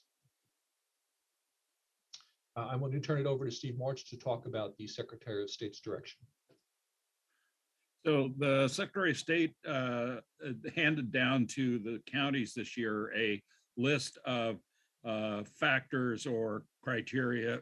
We're kind of interchanging those words, but I think factors seem more appropriate in that it's as nearly as practical, because you can't satisfy all those factors in one plan. So these seven are first six are basically taken from the Oregon Revised Statutes that legislatures follow. You know, be contiguous, utilize existing lines, etc. and be of equal population, and that we've got some leeway there. So based on the charter, not drawn to favor any person or partisan concerns. Luckily, you're nonpartisan, and that makes for the best redistricting because you're not quibbling for superiority in numbers, and then not drawn to dilute the voting strength of any language or ethnic group. So those that last one comes a little bit from the Voting Rights Act of 1965. So, but there's still it's still under a certain degree of enforcement from the Judicial Department of the United States, Department of Justice. Okay. Next slide, please. So these were ones that were used in 2015. So pretty much similar to what was used before. And communities of interest is quoted because there's not a firm definition of what a community of interest is. I often say it's in the eye of the beholder. Then maintain one that was in there was maintain District 1 as the only district with the exclusively urban and suburban without a rural area. Now, that's not always practical or perhaps appropriate. So, but that's up to you to consider. All right, next slide. And so I think we want to turn this over to Amanda. Yep. To talk about community engagement. Amanda. Oh, thank you. Thanks, Tom and Steve. So as you may recall, we are in a 3-phase community engagement process around reapportionment. This first phase is really a smaller meeting, 2 set meetings with culturally specific community-based organizations and community partners to really talk about what types of things we should, that they think you all should consider in the list of factors that you put forward to the demographer. And then phase 2 and 3 will happen later this summer, and those are broader, culturally specific, and then general community engagement processes. So this first phase, we invited several community-based organization leaders to the table to talk with us about sharing with them the list that you saw, the State Secretary of State's recommendations and the 2015 factors. And then we asked them what additional factors they thought we should consider.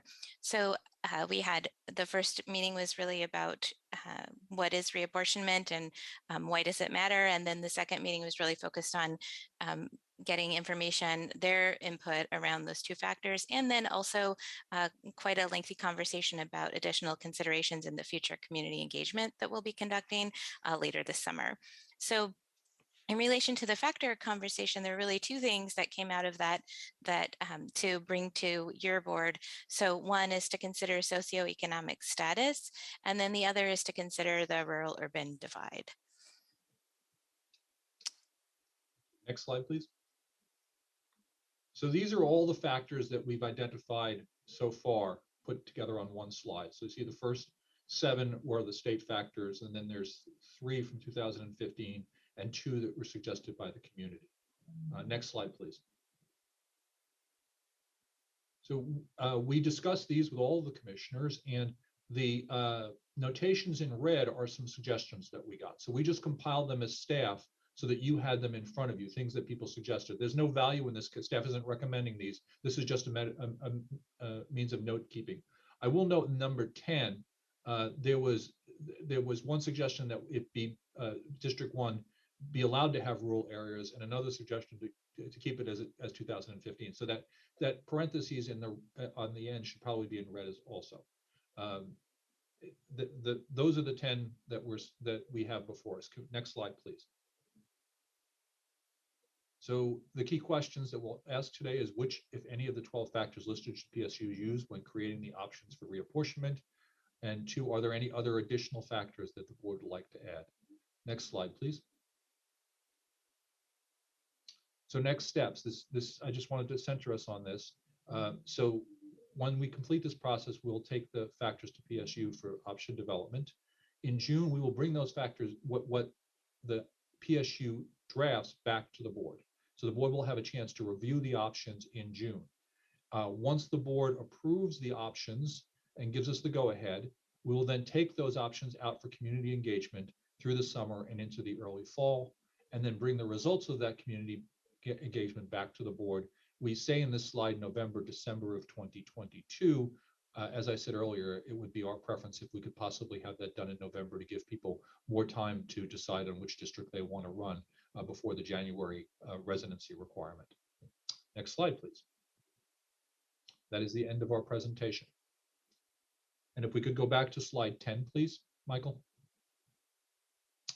I thought we'd keep this one up for you. And I'll Thank turn you. it back to you, Chair. Thank you. Commissioners, any questions or comments? Go ahead, Vice Chair Willie. Yeah, I was looking at the number 4, be connected by transportation links. Can you give me, I mean, how does that work? Steve? You? Yes.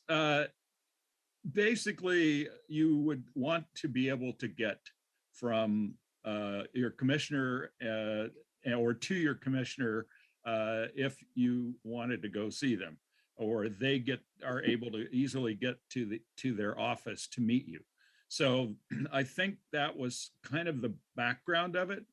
They also make good dividers sometimes. If you think about like I-84, I-5, even some of the state highways, 26, et cetera. Because often people don't readily cross, so and actually join 2 districts. So have your choice. All right. Yeah, I just that was the one that I thought, I don't understand that. Yeah. But okay, yeah, the rest of them seem reasonable to me. So that's all I had.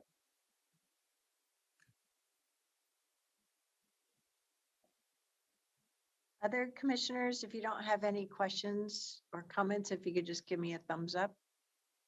Okay, thank you, Commissioner Treese. Commissioner Fye, can you unmute and let us know if you have any comments? Yes, Chair Harrington, I actually do. I think I was wondering, I had a question. I think this is something I asked Tom, if we could talk about more about number 2, utilizing existing and political boundaries. Yep. I would suggest, considering how the city boundaries are currently split between commissioner districts. And then, so that was one comment I had. And I think the other comment I had was around, Aloha and folks that live in Aloha and the identity that exists, identifying as Aloha identifying as a community of interest. There's a real sense of community and pride for folks that live or choose to live in Aloha. So keeping these folks together, I think, would be very important moving forward. And then the other comment that I wanted to make was around, I think it's already a factor that's one of the factors, but I just wanted to emphasize that I think it's really important maintaining District 1 as the only district that is urban, suburban, makes sense to me. And then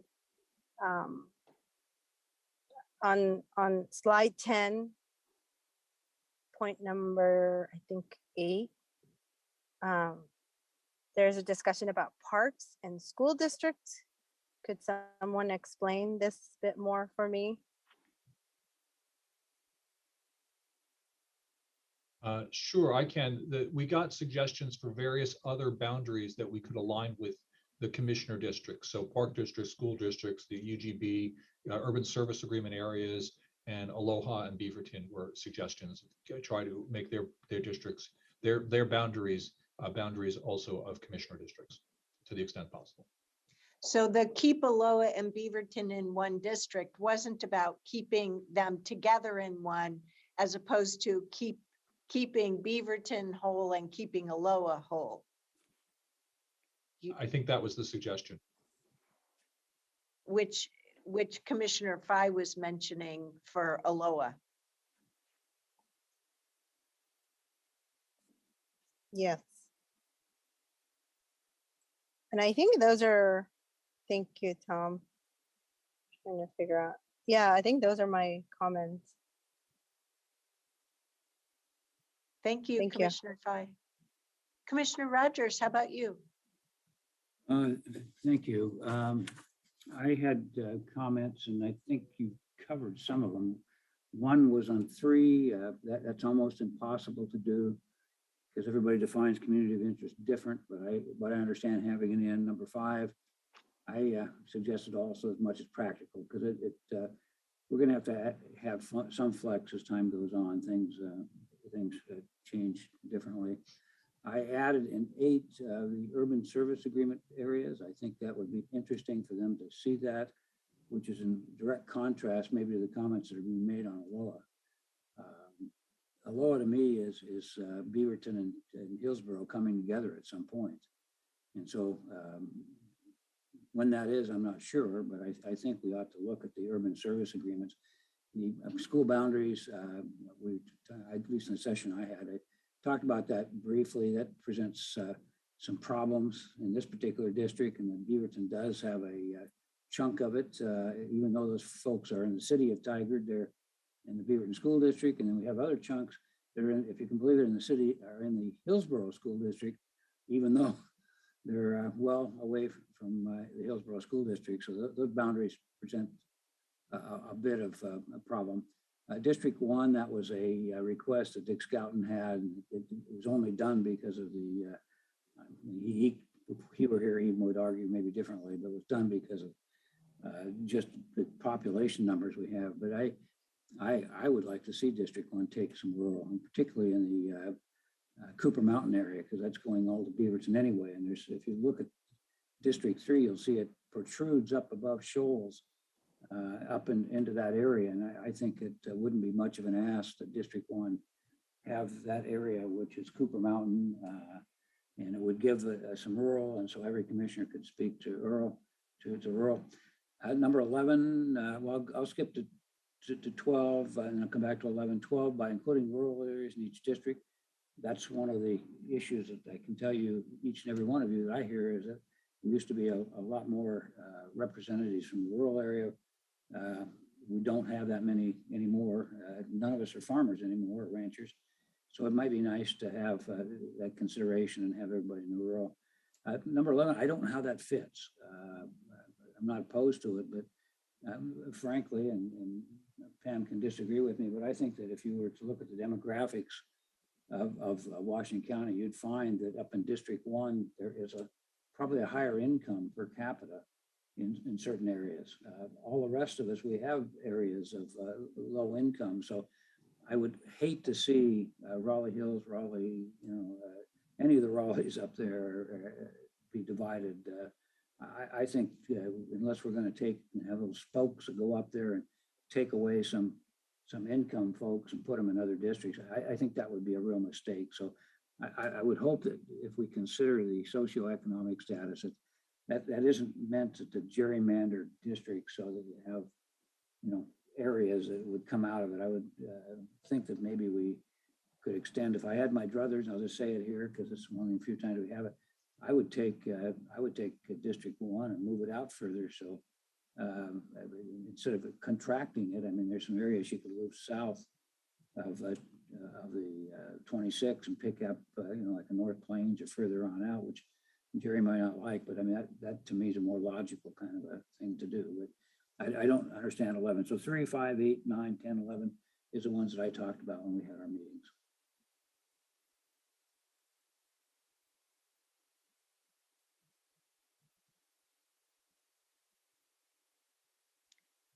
So could we hear a little bit more about what possibilities number 11 allows?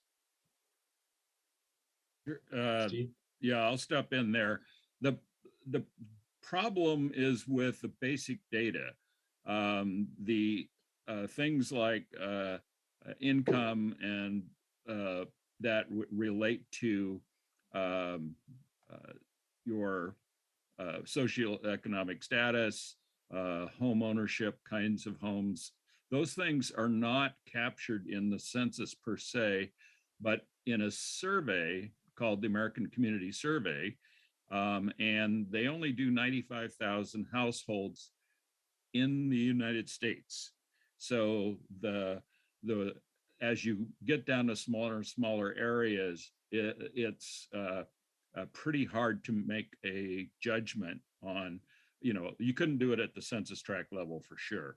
So it's a little problematic to try to do it. I mean, PSU, when I mentioned that, they sort of went apoplectic, but you can ask Charles Reinerson, who I believe is coming later and at some point, and talk to you about the information contained in the census and American Community Survey. So. Okay, so let me try again. I feel like I heard an answer about how hard it would be. But as the previous slides indicated, this was at least one of two that was contributed from community feedback. So I'm trying to honor community input and ask what that contribution may be trying to get across.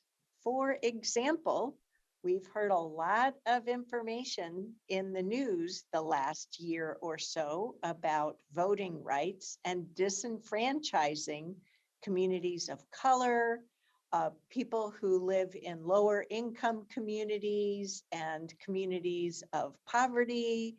So when I read that line, though I wasn't in the room, those are things that I wondered about. So anyone who is closer to the community engagement, if you could please help enlighten me as to what you might have heard that provides this very simple summary or represents this very simple summary of consider socioeconomic status.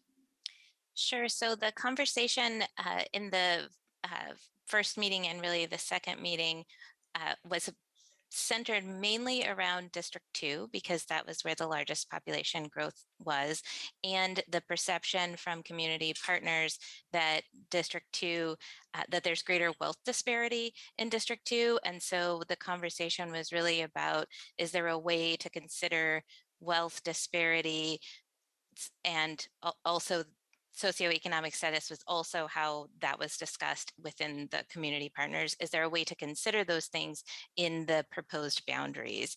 And so nothing really specific, I think, and but that was the tenor of the conversation. Thank you. So the combination of those two responses then, Mr. Marsh, it sounds being closer to it from the data aspect. I'm left with the impression that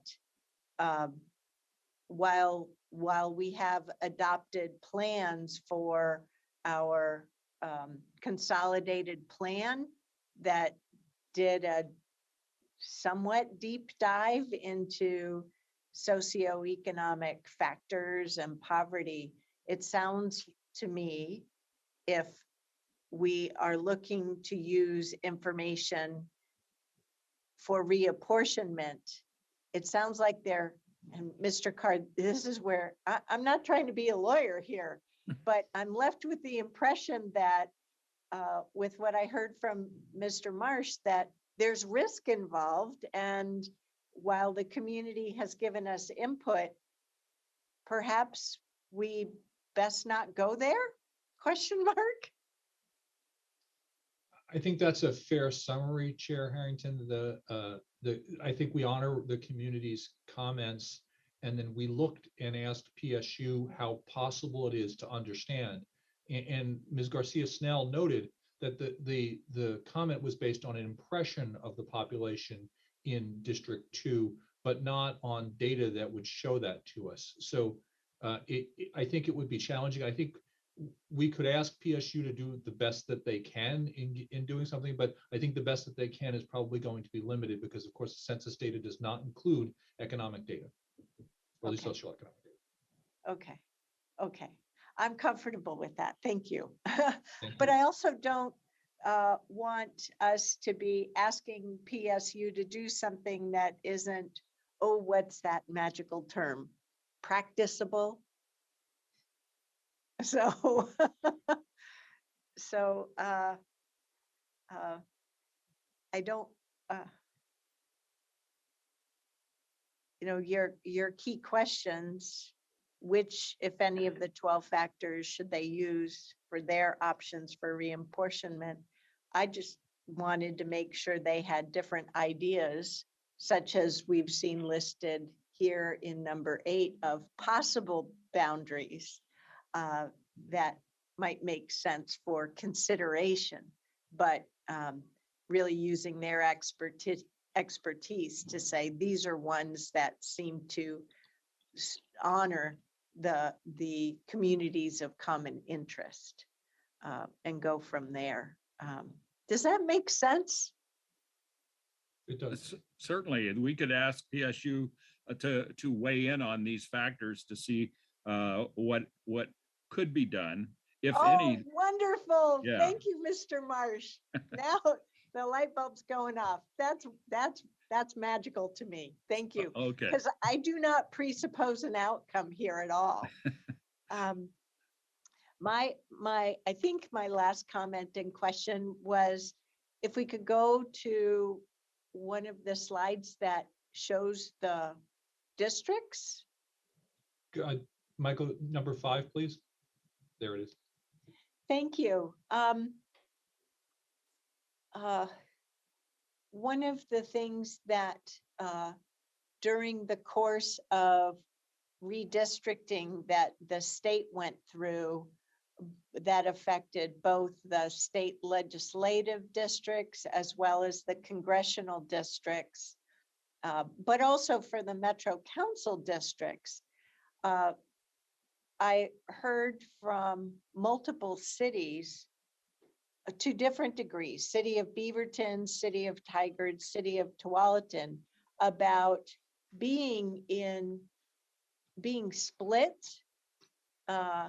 by different proposals. And there is a lot of commenting going on about these new congressional districts and long and skinny, right?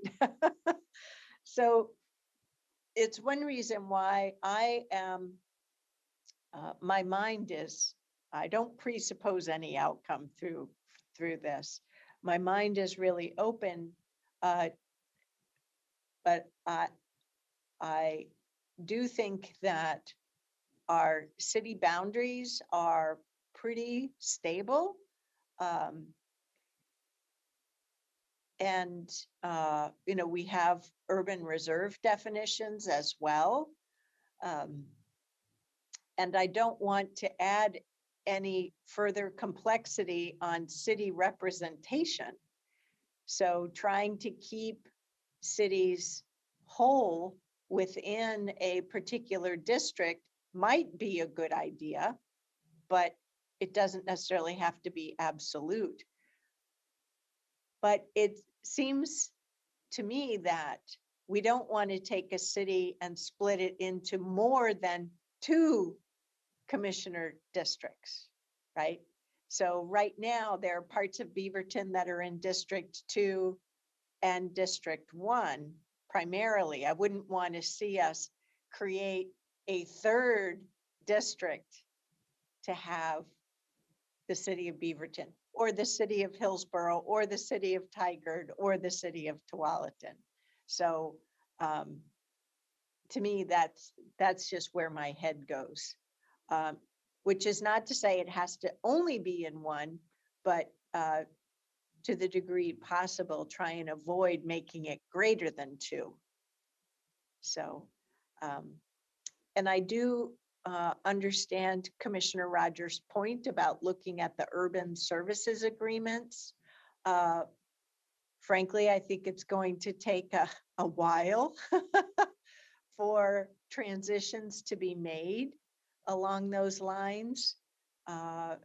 So I don't think it's unreasonable to try and keep the majority of ALOA together for the time being until the next, what's the word for Decennial census. Decennial, thank you. I might get my tongue around that word by the end of this process. Decennial, thank you. So those are all my comments. Have we made your job any simpler? Yes, of course. Can we go back to slide 10? So if I can summarize, I think that we can take, these are things we can take with the caveat on number 11 to PSU. And I understand that there's not agreement on number 10, but we could, Steve, I think we could ask PSU to just do one with District 1 without rural and one considering some rural additions to District 1, and we could bring both back to the commission. Last time, I believe they brought 5 back and the commission asked for a 6th. So we have multiple options. Steve, does that work? I believe it does, yeah.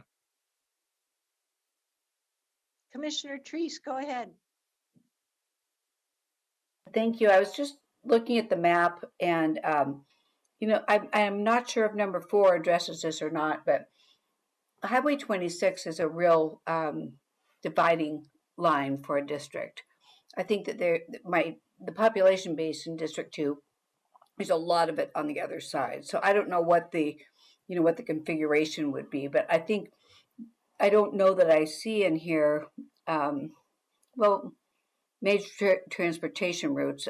I guess that would, on number 8, I'm thinking about what I heard at CPO meetings, where it's difficult to get to a CPO meeting in people's minds when they live on the other side of the freeway.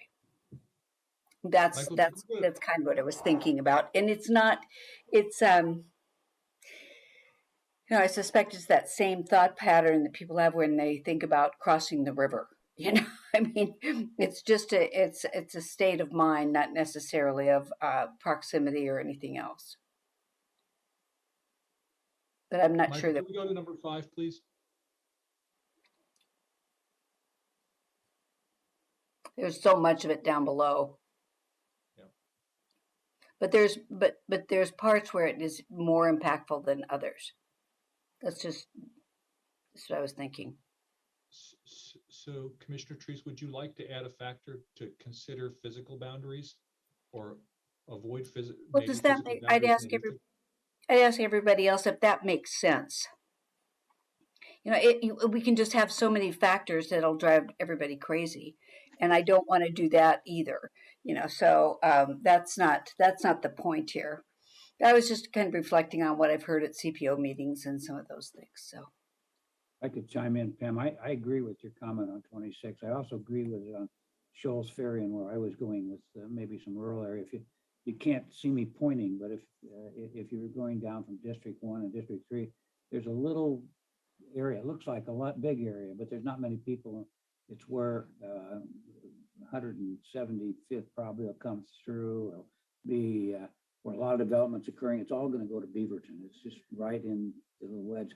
So there's some natural boundaries. Shoals Ferry, 26, maybe 185th, 200th. I don't know. There are, and I agree with you. It should be. We shouldn't be looking at who gets what. I did population. Let's make it nice and easy. So that's my comment. So it almost sounds to me like there are a couple of nuances that we want to make sure are communicated for possible consideration.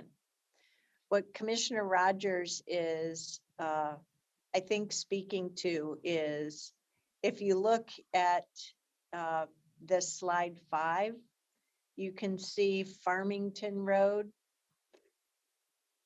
somewhat bifurcating, right? You can see the little angle towards the bottom of District 1, where their Shoals Ferry is a boundary, and just north of that, there's that little triangle or arrow piece.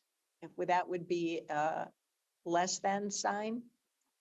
And what he's pointing out is that the urban reserves for that area go out to Tile Flat Road. And so why not make sure that instead of that area being in that yellow, or what looks like yellow to me for District 3, why not consider that part of Beaverton, which I think is part of the number 8 language that you have. Yeah. I don't have the latest printed off, sorry. Whereas with slide 10, Michael, sorry.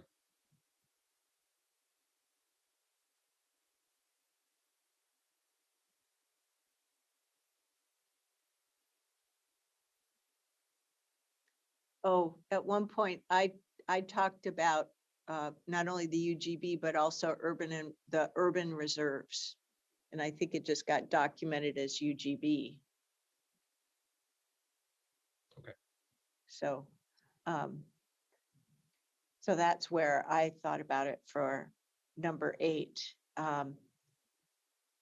But that's that commonality. And yeah, Commissioner Treese is right. The folks in CPO 1 and CPO 7 have for years, while I was a Metro counselor and we went through reapportionment in 2010, we're talking about, common areas of interest north of Highway 26 versus south of Highway 26, which gets complicated when you're talking about everything else municipal because of the strange boundaries of the urban unincorporated areas, the city of Beaverton, and that the urban services agreements don't necessarily simplify that. So it's a complicated world.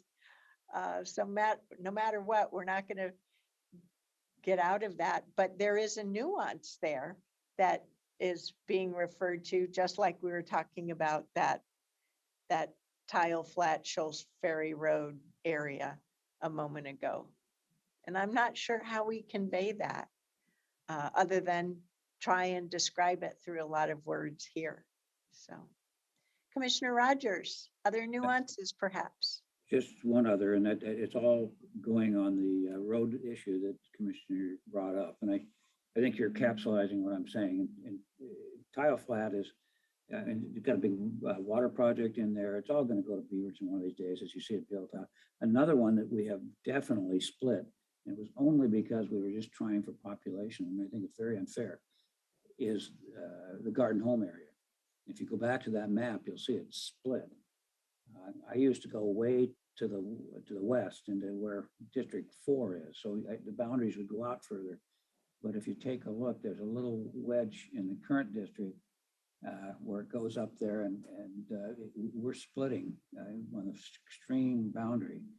Half a garden homes in one district and half a garden home in another.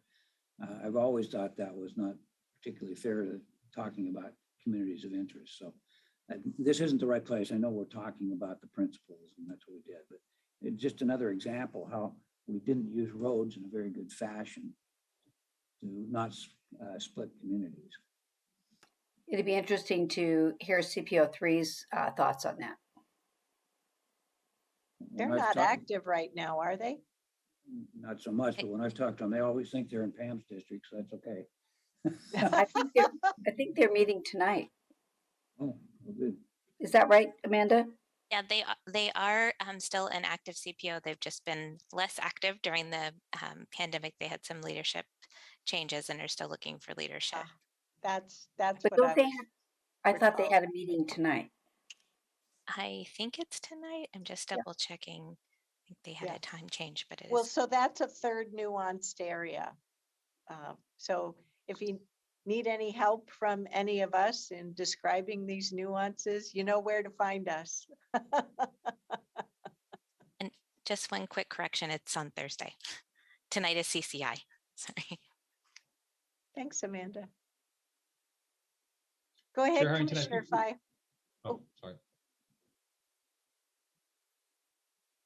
Would you like to go? I want you.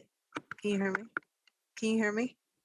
Yes. Tom, would you like to go before you? No, I was just Okay. going to say we've got what we need. Okay. I want to be respectful of the commission's time, but please, I didn't mean to interrupt you. No, no worries. I think I'm at the solution and I'm not sure about gerrymandering, so I'll stay out of that and hold that thought. But I have a question about the map on my left, which is the 2015 district before 2015. The red line is, I'm not sure, for some reason I just got lost right now. What is the red line depicting? Yeah, could someone explain for all of us what I believe the red lines are the district lines.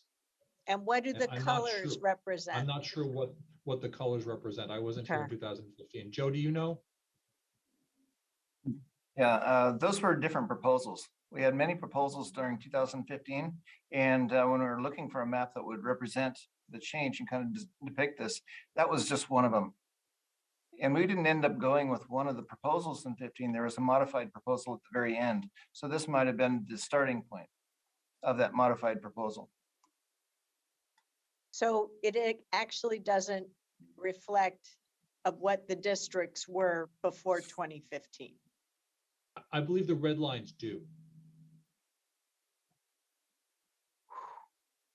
I think it's just the opposite. Oh, is that right? Yeah, I think the colored lines. No, I'm gonna have to take that back. I'd have to take a better look at that. So none of us know No. for sure. Okay, well, so the map on the right reflects the current districts, correct? Yes. Correct. Okay. Thank you. So maybe for the next presentation, we could get this slide redone with districts before 2015 and then districts as of 2022. Because we know who was elected before 2015. Yep. Great. Okay. Did we take care of the questions that you had for us today? You did, Chair. Thank you. Commissioner Fye, your hand is still raised. Did you have any other questions or comments? No, I'm having a hard time raising my question, but the second thing that I was going to comment was something that Tom, you said with number 11 being a caveat. I want to understand we are asking, and I think I heard Steve say, we can ask PSU, submit those and ask PSU. So I wasn't sure, are we submitting all these factors to PSU, especially the two that came from the community? Yes. Okay. That's all I have, Chair Harrington. We'll submit them as modified, assuming that no one has any concerns. And can we go to slide 10, please? on number 11, I'm sorry, on number 10, we'll ask for them to do both, to include one with at least one option with District 1 is only suburban, urban, no rural, and one with some rural. I'd also like in number 8 to see, I'd like to be assured that they'll look at the urban reserves map too. Yes. Okay, thank you. All righty, commissioners, thumbs up with moving forward as summarized. Okay, great. Thank you very much. Thank you so much. Good luck. I know there's a lot of scenario work.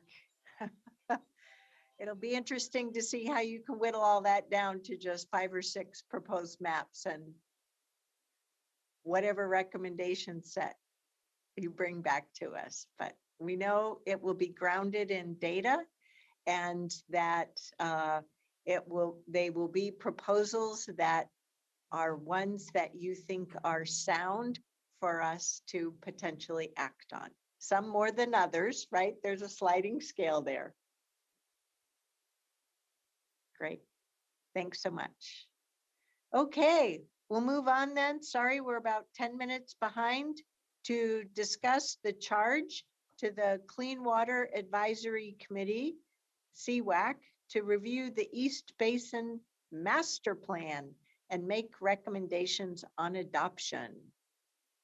So our Washington County hats have come off and our Clean Water Services hats are now fully on our heads. Did everybody make that context change? Take it away, Diane and company. Thank you, Chair Harrington. The team is really delighted to be here today to present a lot of work that they've done to really plan what our infrastructure will look like in the East Basin, which is the areas that are served by our Durham Water Resource Recovery Facility. They brought in additional looks at what would happen under variable climate conditions as well as earthquake, and they've done a really great job. So with that, I want to turn it over to Mark Jockers, our Chief of Staff, to go through the proposal with the board. So Mark. Thank you, Diane, and thank you, Chair Harrington, members of the board. I'm joined today by Joe Gall, our Chief Utility Relations Officer, as well as Rick Shanley, who's our Treatment Plant Services Manager, who really managed the technical part of this. And Clerk Moss, if you could go to the next slide. What we want to talk to you today about is a little bit about the project engagement schedule, which is really the board charge that you all gave to us in November. Kind of a quick overview of what the master plan is and how we're doing that. Rick will do that. Joe will talk about the city-county coordination review and input. And then if you have any other questions, then we'll pose the final policy request. Clerk Moss, could go to the next slide, please. Excuse me. So as you may recall, in October of 2021, during our board learning session that we had over at our Durham Water Resource Recovery Facility, we briefed the board on the East Basin Master Plan, Facilities Plan, and what that entailed. At that time, the board asked us to look at what was the engagement process for the communities, for the cities primarily that are impacted, and you asked us to bring a charge to you, which we did on November 30th, to charge our advisory commission with reviewing the East Basin Master Plan and making a recommendation to the board for adoption. We did that. The CWAC, the Clean Water Services Advisory Commission, met in December and in January to review the plan. They looked at kind of the treatment works in December and the conveyance, the pump stations and pipelines in January, and made a unanimous recommendation that the board adopt that. Now, concurrent with that is what happens at the bottom there, the city outreach and review. What I want to do now is hand it over to Rick Shanley, who's going to give you a picture of what the master plan looks like. And then Joe can talk a bit about the city outreach and input there. So Rick, I'll hand it over to you. Great, thanks, Mark. Next slide, please. So just want to start off with the basic information and distinguishing between the East Basin and the West Basin. The East Basin itself has more than 230,000 residents. Of course, it includes Tigard, Tualatin, Sherwood, King City, Durham, as well as portions of Beaverton, Lake Oswego, and Portland. There's one treatment plant, which you've all been to, of course, the Durham Water Resource Recovery Facility. We have a very extensive collection system as well, 735 miles of sewer mains, interceptors, which are the very large pipes that collect the flow from the mains, as well as 15 pump stations. And I do want to state that there was a concerted effort with multiple groups to do this planning work, including the conveyance group. And Andy Braun is on board in case there's any questions that are very conveyance related. I led the treatment plant work and the pump stations. And we also work closely with regulatory affairs and others to bring this plan to light. Next slide, please. You may remember this from October, but I did want to also just give some of the fundamentals of what is the East Basin Plan and what did we do. So we began with basin characteristics and talked about growth and future flows, and I've got a few slides to summarize that. The next step, once we had a sound basis of planning, was to really work together as a team, look to evaluate alternatives within the collection system, within the treatment plant, and also with regulatory affairs to make sure we can meet future permit requirements. And we looked at these alternatives holistically as a group with respect to inflow and infiltration reduction, as well as multiple other factors besides just cost. Of course, cost is a key component. So the top of the ladder here is the CIP. That's our capital improvement program, which we worked hard to develop, and that's going to set our roadmap for the next 5 years for sure. We have a pretty good handle on the 5-year, but we integrate the 10-year plan, and we look as far out as 20 years and build out when we're doing our planning work. Next slide, please. So some of the key questions, and I'm going to touch on each of these individually, but we do need a sound basis of planning, starting with where will growth occur, how much growth is going to happen and when, and then how do we adapt to some of the things in particular that we haven't had to think about as much and that Diane touched on a little bit earlier with respect to resilience and also climate change impacts. So on the next slide, talk a little bit about and show an overview of where we're seeing growth occur. And I'm guessing everybody on this call has a good handle on that. You can see all the housing developments and things that are coming up. So certainly the area north of Shoals Ferry, where we've got lots of pump station work going on there. We're integrating a new tile flat pump station in the near term to handle that growth. Sherwood, we see a lot of growth coming down in that area. And again, there's a lot of infrastructure in that area, including pump station work to accommodate that. And then the Basalt Creek area and King City areas are two other key components that we're really going to be tackling early on. And we have ongoing project work before the plan was even completed, some things we were jumping forward with. So that's in large part where we see main growth occurring. The next question on the next slide I'll talk about is how much growth are we going to see? And again, we look at 5 years, but we also need to extend our vision out beyond that, really, so we can understand that the decisions we make today are going to make sense in the future. So within the next 5 years, we see, the next 20 years, the Durham service area increasing by close to 40% in population. And that does rely a lot upon Portland State University population projections. We do look a lot at the zoning within these areas. We try to accommodate different factors, and we do for commercial and residential infill. And that includes considering House Bill 2001 when we were doing that work. Next slide, please. So a few points on resilience and climate change. I mentioned before. Rick, I have a question. Oh, sure. Last slide, you said 40% growth. Is that, did I hear you? Population in 20 years, that is correct. In 20 years, and is that for each of the areas this slide before you showed us, or combined? That is the East Basin service area aggregated together. Okay, So thank you. you're welcome. So resilience, we had really good news at Durham. We're on a really good site, which isn't a very common for treatment plants, which happen to be in low areas. So that's a great spot to be. We're happy that we have an EOC there. If we do have a seismic, major seismic event.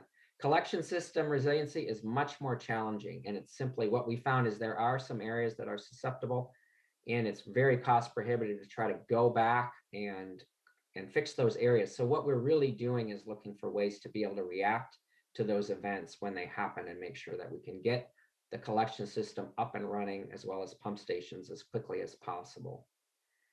Climate resilience, we looked at extreme rainfall events. We know those will happen. And what we're able to do is use our models to the best that we can. Models are getting better every day with respect to trying to understand climate changes, but we have a synthetic storm that we inputted, and we ran that model and we're able to size, in particular, conveyance pieces to help us adapt to and be ready for those climate events and not be unprepared or undersized, in particular, for infrastructure that we build today.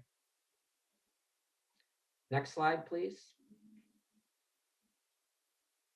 So this all comes together in a project list, and it really sets the stage for our long-term capital improvement plan. As I mentioned before, we're focused on sequencing and investments in 5-year increments. In particular, the 5 years that we see in front of us, we're working hard to make sure that's a balanced cash flow that fits within our rate structures and our SDC charges. And that will be reflected in our fiscal year budget. Roy, it looks like you have a question. Whoops, thank you, Rick. You know, for a long time, it's not a surprise to you, on the eastern boundary between Multnomah and Washington County, we have a number of people who are being served, if that's the term you want to use, by the city of Portland system, which has failed numerous times. Mm-hmm. And every so often we get all these nasty notes. I suspect the chair is getting them, I get them. In this expansion, have we ever looked at how we might service that area, or is it way too expensive to upgrade the Durham plant to handle that area? I'll take a crack at that question. Others might want to weigh in. We did not look at a great expansion of the service area for City of Portland. You know, we paid attention to areas where we receive flow from Portland, in particular Fano, and ways to look at I&I reduction and understanding how to accommodate that. But beyond that, really wasn't part of the scope to see how that might happen. Thanks, Rick. Again, I'm not trying to service Portland, that's obvious, but those residents who are in Washington County, pay taxes to Washington County, who believe there are residents, which they are, but are unhappy with the arrangements that have been made and the continual issues that have transpired. And so would it be fair if I get asked the question that we haven't scoped out anything in this master plan to solve their continuing problems? Yeah, how about I weigh in a bit? So this is Diane. So what Roy is referring to is the Fano Basin, in which the city of Portland, they bring their sewage down the hill and then they pump it back to the city of Portland with their large pump stations. So there were significant issues with the previous pump station and the startup of the one that they currently have. They've since worked through most of their technical issues, and it is the policy of the city of Portland to provide that service to those customers with that pump station. So that being said, there was no room for us to talk about bringing that Fano flow to and through our system and to the Durham facility. So you're correct, Roy, in the conclusion that the current system is predicated upon the decision that the city of Portland has made to provide that service to their customers. So we do not have a technical solution to accommodate them. Mm-hmm. Mm-hmm. And if memory serves, we did look at that years ago, Diane, memory serves me correct, but that has not been revisited since they have, And they've made a lot of investment in that pump station. We used to joke, maybe it was on a burial ground. I don't know, but they've had more trouble with that.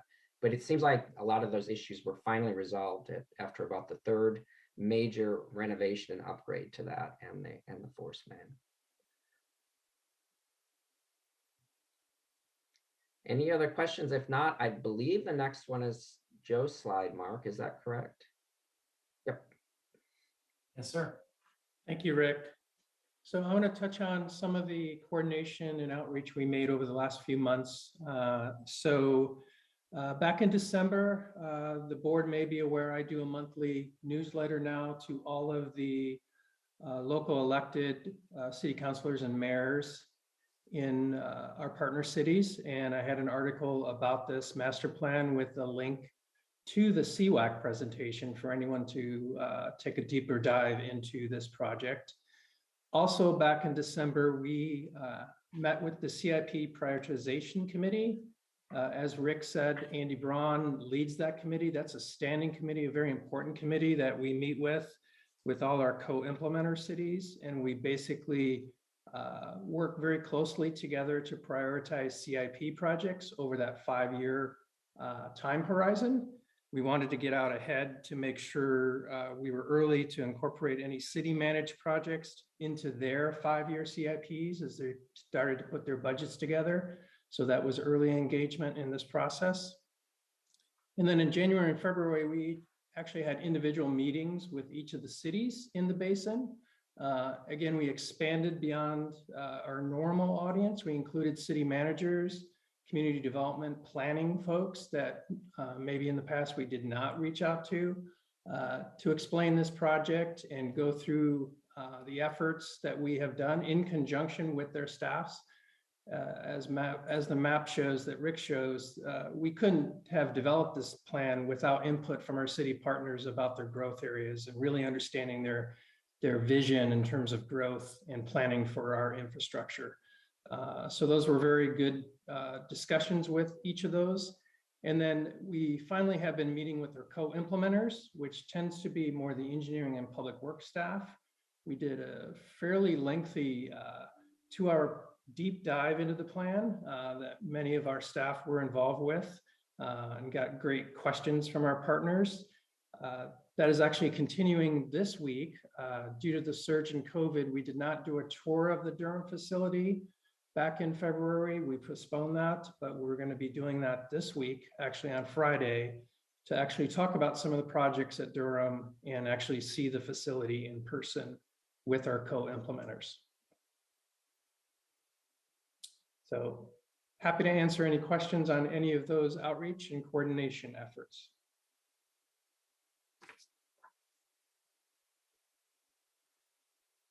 I don't see any commissioners having questions or unmuting or anything. So all set, Joe. Thanks. Good work. Thank you.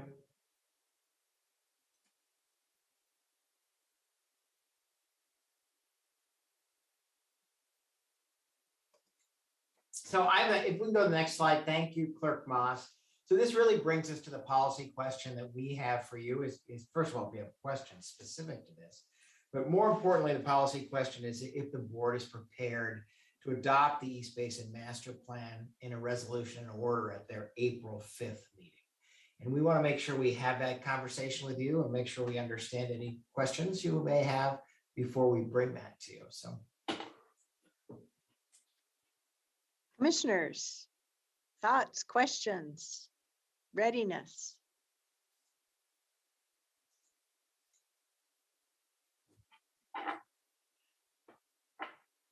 It makes sense to me.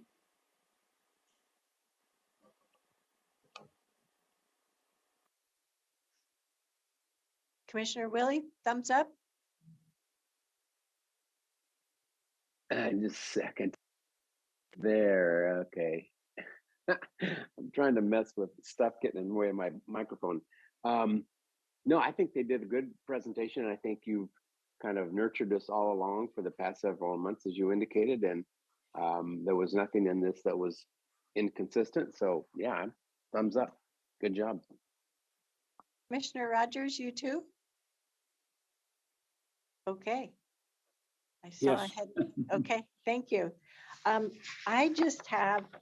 was really impressed with the document that was in the packet. Thank you. I just had a brief question on the section recommended improvements. So if the packet, let's see.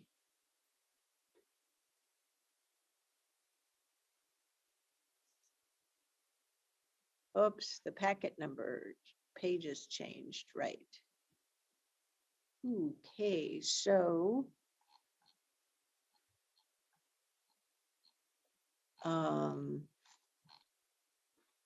with the current packet,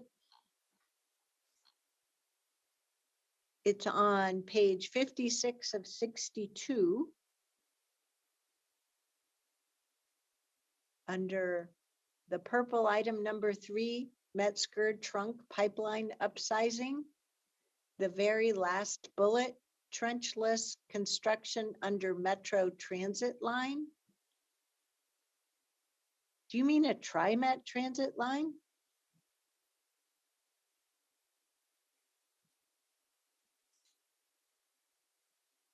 Andy, do you want to answer that conveyance question? Who's Andy? I don't see an Andy. Andy Bronze with our Regional Utility Services Group, and he is in the wings. If Clerk Moss, okay. we told him he was in the bullpen, and we may need to bring him in. So if this there he is. Hi, There we Andy. go. I'm connected now. Thank you. So yes, this Metzger trunk line upgrade does pass under a TriMet rail. It's actually the combined rail. It's the west side rail. Okay, terrific. Okay, beyond that, I was just really impressed with all the work that went into this, and really appreciate the value of these basin master plans and how they help inform how we proceed. Well, how we as a board of directors have these plans to enable you all to follow through on the important work to bring all of these best practices and recommendations to life in a way that achieves the goal while balancing, environmental forces, the forces of growth, financial, good financial planning, and making sure that the service that all of us love to take for granted, that it just works seamlessly, will continue to occur. So I join my colleagues in being totally thumbs up to move forward with this. And I appreciate all the work that's gone into it. Thank you, thank you, thank you. Yeah, Andy Braun and Rick Shanley did a phenomenal job with their teams, and they really looked at finding the optimal solution, not the easy solution when we look at all of this, and they intensified even the treatment processes to be able to make them last more than their original intention, and to be able to operate them in a way with the operations staff that really delivers on value to the region. So I really want to give them a lot of kudos. I am so impressed by the work that they did on this basin plan jointly together. So Andy and Rick, please pass my personal kudos on to the team. You did a home run, both of you. Thank you. We will definitely do that. And we look forward to, we're on to the West Basin next. So more to come. Awesome. Thank you for all your excellence in work. Terrific. Well, I think that brings us to the end of today's work session agenda. Are there any last minute things from commissioners or from leadership staff? Seeing all heads nodding no. Oh, Mr. Carr, how can we help you? Oops. Brenda Bartlett, who's amazing, came up and clarified that the lines on that map were the 2015 district. The colors were the districts from the 1990s. Oh, Got it. Terrific. Just wanted to close that loop. Thank you. Is everybody clear on that? That the red lines were indeed the districts before the 2015 reapportionment effort, and the color areas represented the district representation back from the 1990s effort, which is why they needed to do the reapportionment. Go ahead, Commissioner Treese. Just a reflection. It looks like when I look at that map, then it looks like District 2 is the one that's really changed dramatically over the years. Am I right about that? That's right. Yeah, with the addition, I assume, of Bethany and all the other pieces. So we're really good at changing.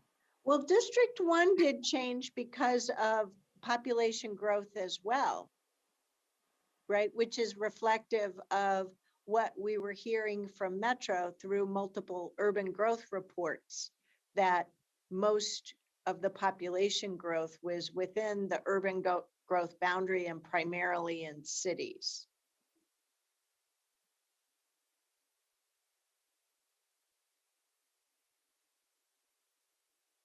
But you are right that District 2, I mean, when I moved to District 2 in 1990, my neighborhood, which was it was the first neighborhood built north of West Union.